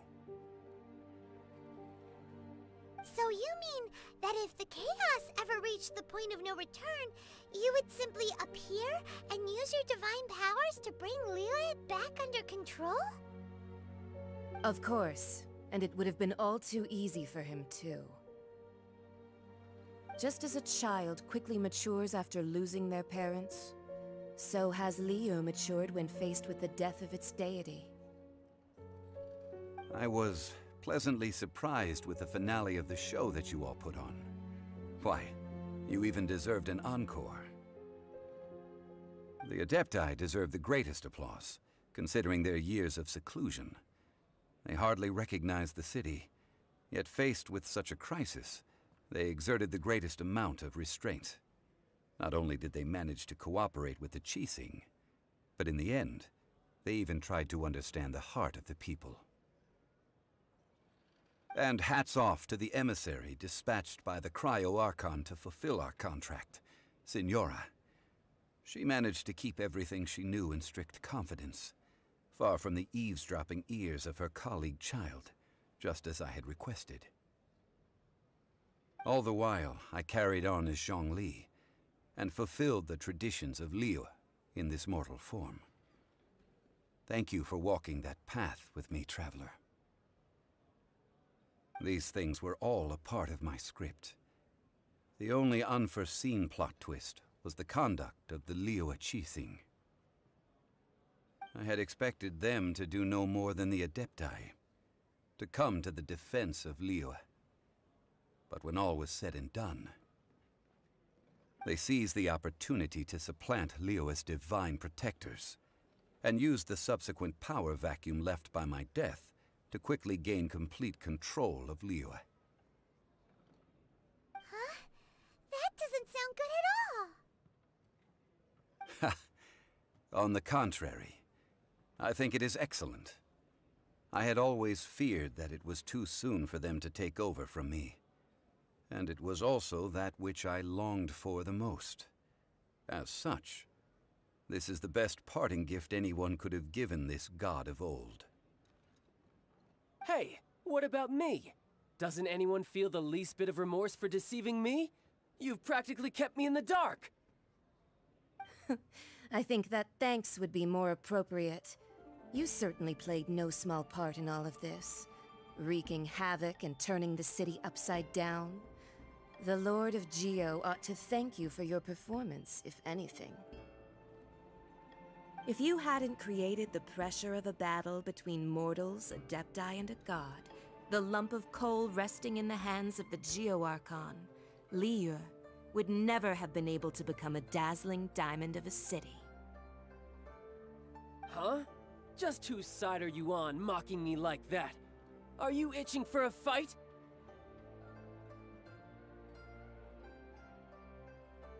Hey, haven't you learned the Liyue saying, don't always call it as you see it? Well then, with the Gnosis in my possession, I have no use for such idle chatter. We should return to Zapoljarny Palace and seek an audience with Her Majesty, the Tsaritsa. Come, child. Fine. I'll meet you there later. I'm not sharing a boat with the likes of you. Do as you wish.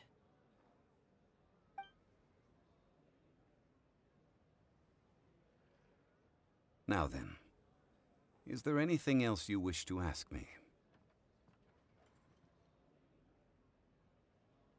Right! As Zhongli always told us, a good trade is a fair trade. Paimon has no idea what could be a good trade for a Gnosis. Realistically speaking, there is no such thing. Huh? However, I am the god of contracts. For thousands of years, I have made countless contracts. If the deal was of no benefit, then I certainly would not be inclined to agree to it. My agreement with the Cryo Archon will be the last of my contracts as the Geo Archon. My contract to end all contracts. As for the bargaining chip that the Tsaritsa used to balance the scales, uncover that answer for yourself in your future journeys.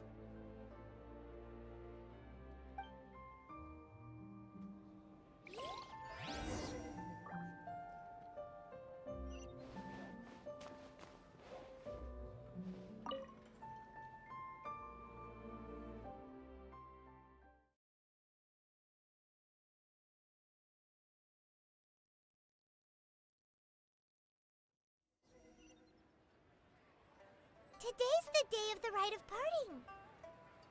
Although the star of the show is fake, we spent so much time trying to organize it, it would be a real shame not to go there now.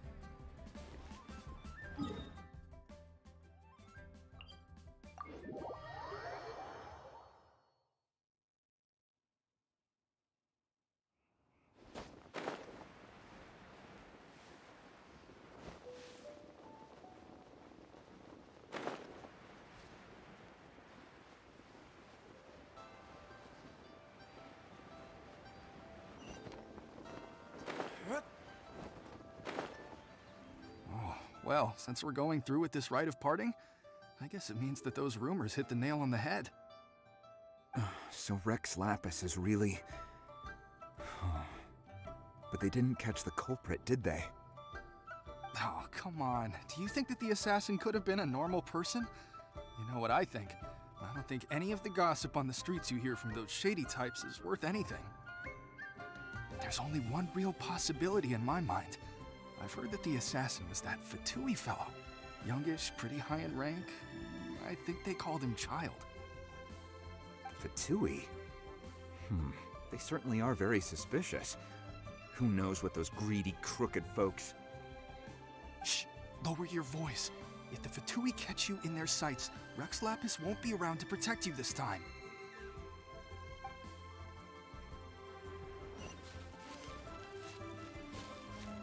You know that god from the ocean couldn't have just shown up out of nowhere. I mean, it's been 2,000 years since Rex Lapis subdued it. Yes, and to think that this happened right on the heels of the incident with Rex Lapis, too. Say, do you think the person who assassinated our lord and released that evil god might have been one and the same? Now that you mention it, that's very possible. Yes, it's very possible indeed. I mean, it all fits together. That person must have colluded with the evil god to harm Rex Lapis. Oh, that wicked, black-hearted scoundrel. Still, what sort of supernatural prowess must this person possess to be able to do such things? I have never heard of such a person in all my years. Ah, forget it. Guessing's no use to us.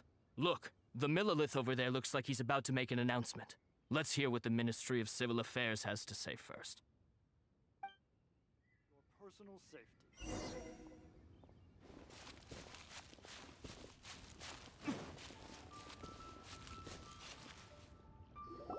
Hear ye all! The Qixing's words. Though a dragon soars ageless as the mountains, it too must return to dust. This is common knowledge. Gods and Adepti live glorious lives, but both light and shadow have their season. So too must they face divinely appointed trials. Rumors and hearsay abound on the streets that Rex Lapis was murdered.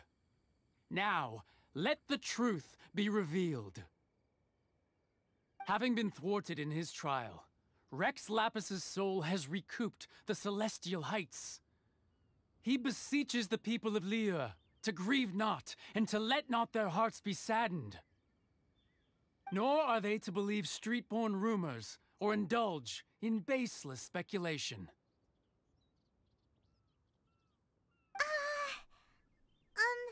Paimon needs a translation on what the Qixing's announcement said.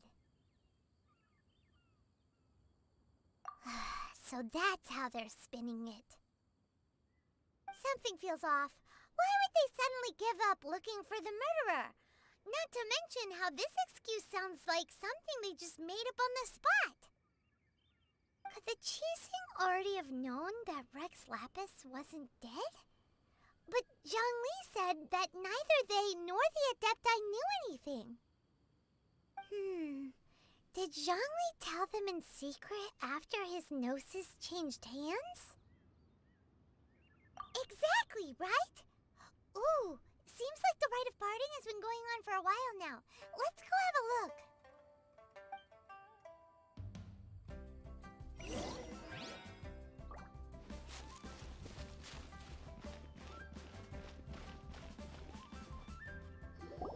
Look, it's Ningguang and Keqing. Are they saying something? Are their speeches over? As said previously, Rex Lapis's soul returning to the heavens is the end of the contract. And it is also the end of an era. 3,700 years of contracts burnt and reduced to ash. We, the people of Liyue, were indeed prosperous. But blinded by our prosperity, we forgot that time can be pitiless. The long, unending dream of our Archon walking among us. Now that we have awoken from our dream, we must learn to say farewell. Will you stand with us as we re-establish our contracts? As we build a new age of prosperity? So concludes the words of Her Eminence the Tianquan. Does Her Eminence the Yuheng have anything to add? Huh? Is she looking this way? Traveler. Yikes! She really is looking our way! Is that the traveler who they say defeated the ancient god? So young. The Liyue Qixing always repay their debts. And as you have heard, our eyes see far and our reach is long. Name your price. You deserve that much. Whoa.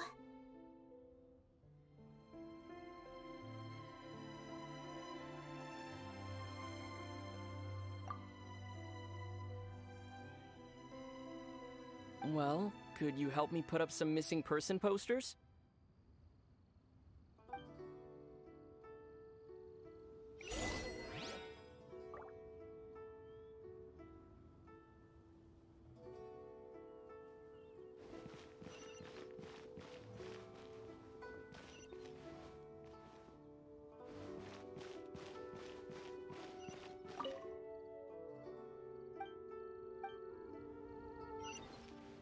As for the mortals and Adepti of Liyue, what shape shall our relationship take from now on?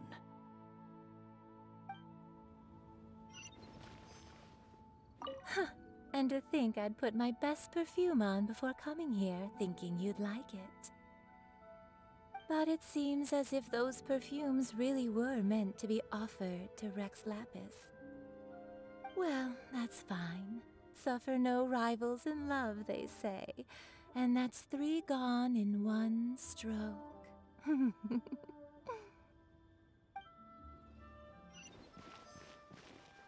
Ah, Rex Lapis. Oh, Rex Lapis. Now that I think about it, if everyone's of the same mind as me, perhaps mementos for Rex Lapis might be the best short-term business opportunity.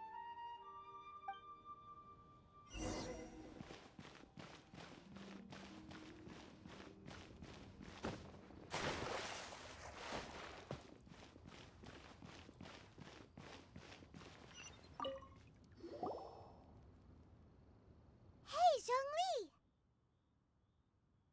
Look at this. Everyone in Liyue is caught up in their emotions, thinking that they'll never see Rex Lapis again. And here you are looking all relaxed. Why would I not feel more at ease after laying down the burden I have borne for 3,700 years? Right. If the two of you can spare the time, I should treat you to a meal at the Xinyue kiosk. Ha! That sounds like big talk, Zhongli. Paimon might have believed you if you were treating us to some third-round knockout, but you'd have to pay out your nose just to stand inside Xinyue kiosk. Are you sure you can afford it? You're right. I do like the Mora.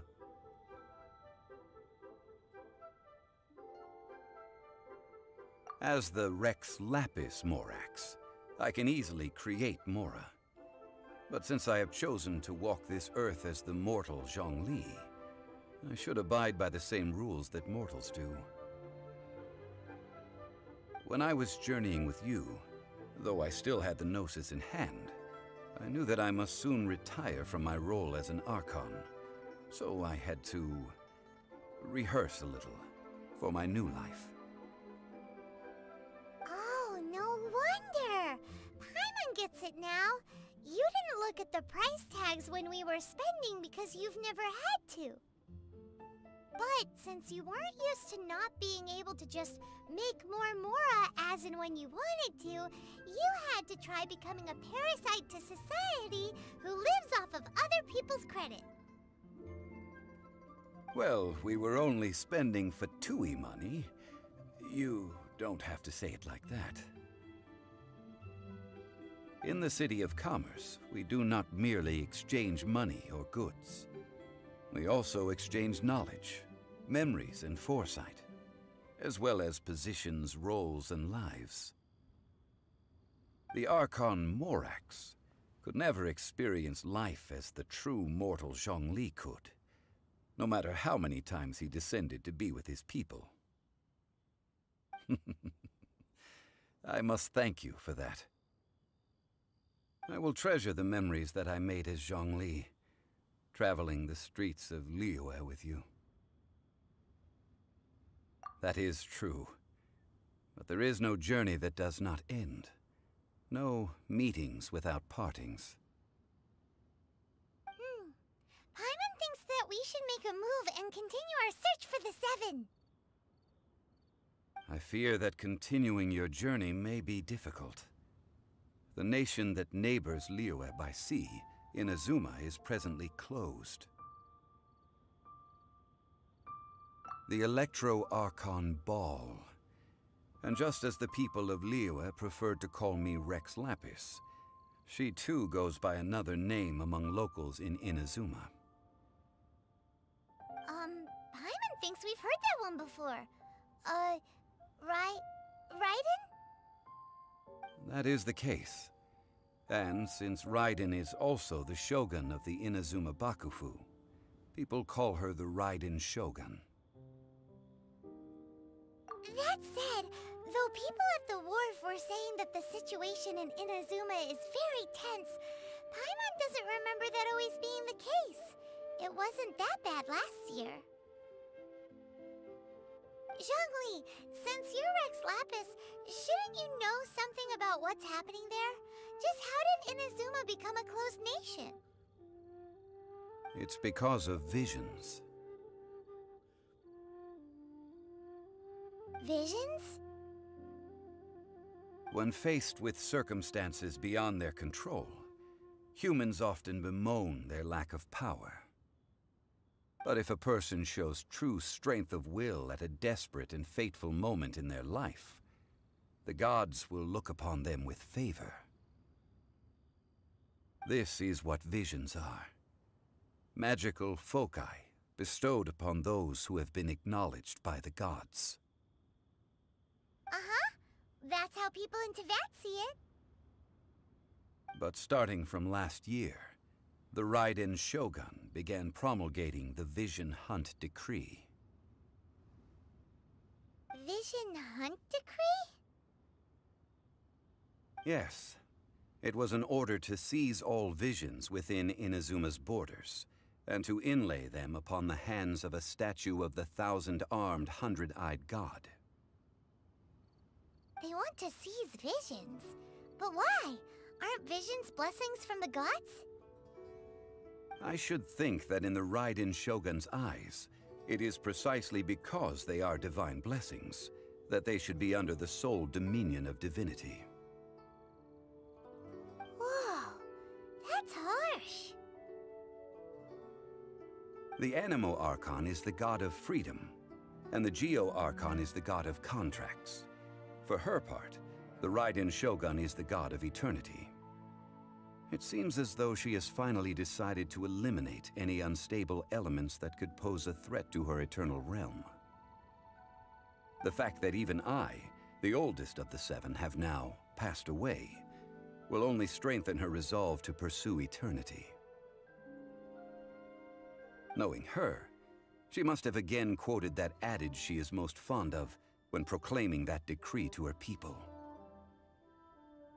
7 ideals for 7 gods, and of these, eternity is nearest unto heaven. All right then. Was there anything else you wish to know? Ah, that was a good one. Failing a divine trial. How they came up with that excuse, I will never know. That said, the reason why the Qixing were so eager to resolve the incident and stop pursuing the culprit was indeed because they received news in secret that Rex Lapis was not dead. I hinted as much to the Adepti as well. How did I accomplish that, you ask? Have you ever heard of this particularly convenient Adepti art known as gifting dreams and visions? All right then. Was there anything else you wished to know? Yeah, about that. Before the Qixing made their announcement, we listened to a lot of people talking on the way. Most of them put the blame for everything on Childe. These are indeed false accusations. But it remains undeniably true that Childe did send people to the Jade Chamber to prevent the Adepti and the Qixing from defeating the ancient god. I've heard that Ningguang is busy milking that for all it's worth on the foreign relations front at the moment, browbeating the envoys of the Fatui. Ha! Those poor Snezhnayan diplomats. If it were not for Childe's exalted position as a harbinger, I'm certain that they would have shifted all the blame to him and called for his dismissal by now. All right then. Was there anything else you wish to know? The time of the Adepti has long passed. If even the Liyue Qixing don't want to face that truth, then what future is there for Liyue? Keqing is absolutely right in saying this. Now, though I did laud Ningguang's desire for power, believing this to be a good thing, and thought as a matter of course that she must have been behind the Qixing's plan to take governing power over Liyue from the hands of the gods and Adepti. Could the original person who brought up the idea of seizing power have been... All right then. Was there anything else you wish to know? That's right. Zhongli, now that you don't have your gnosis, what's going to happen to all the Mora in Teyvat? Since Morax is dead, are they all just gonna disappear? Also, isn't the Golden House the only mint in the entire continent? Will it even continue to work? The Mora present now will not vanish, but the Golden House will indeed have to cease operations for a lengthy period of time, since creating Mora requires the use of the Geo-Archon's power. This is terrible! We're all about to run out of Mora! The world is coming to an end! Yes, this is indeed a major issue from a financial standpoint. Well, I suppose we'll just leave such troublesome matters to the Liyue Qixing to debate. Then, did you at least set some private funds aside for yourself? Oh, a private fund. This does seem like a good, logical, common-sense idea. It's a shame. What's a shame? It's a shame that I didn't think of it at the time. All right then. Was there anything else you wish to know? Well then, I suppose you'll have to find a way to get inside this closed nation. Have patience. I suspect that some serendipity must first come into play.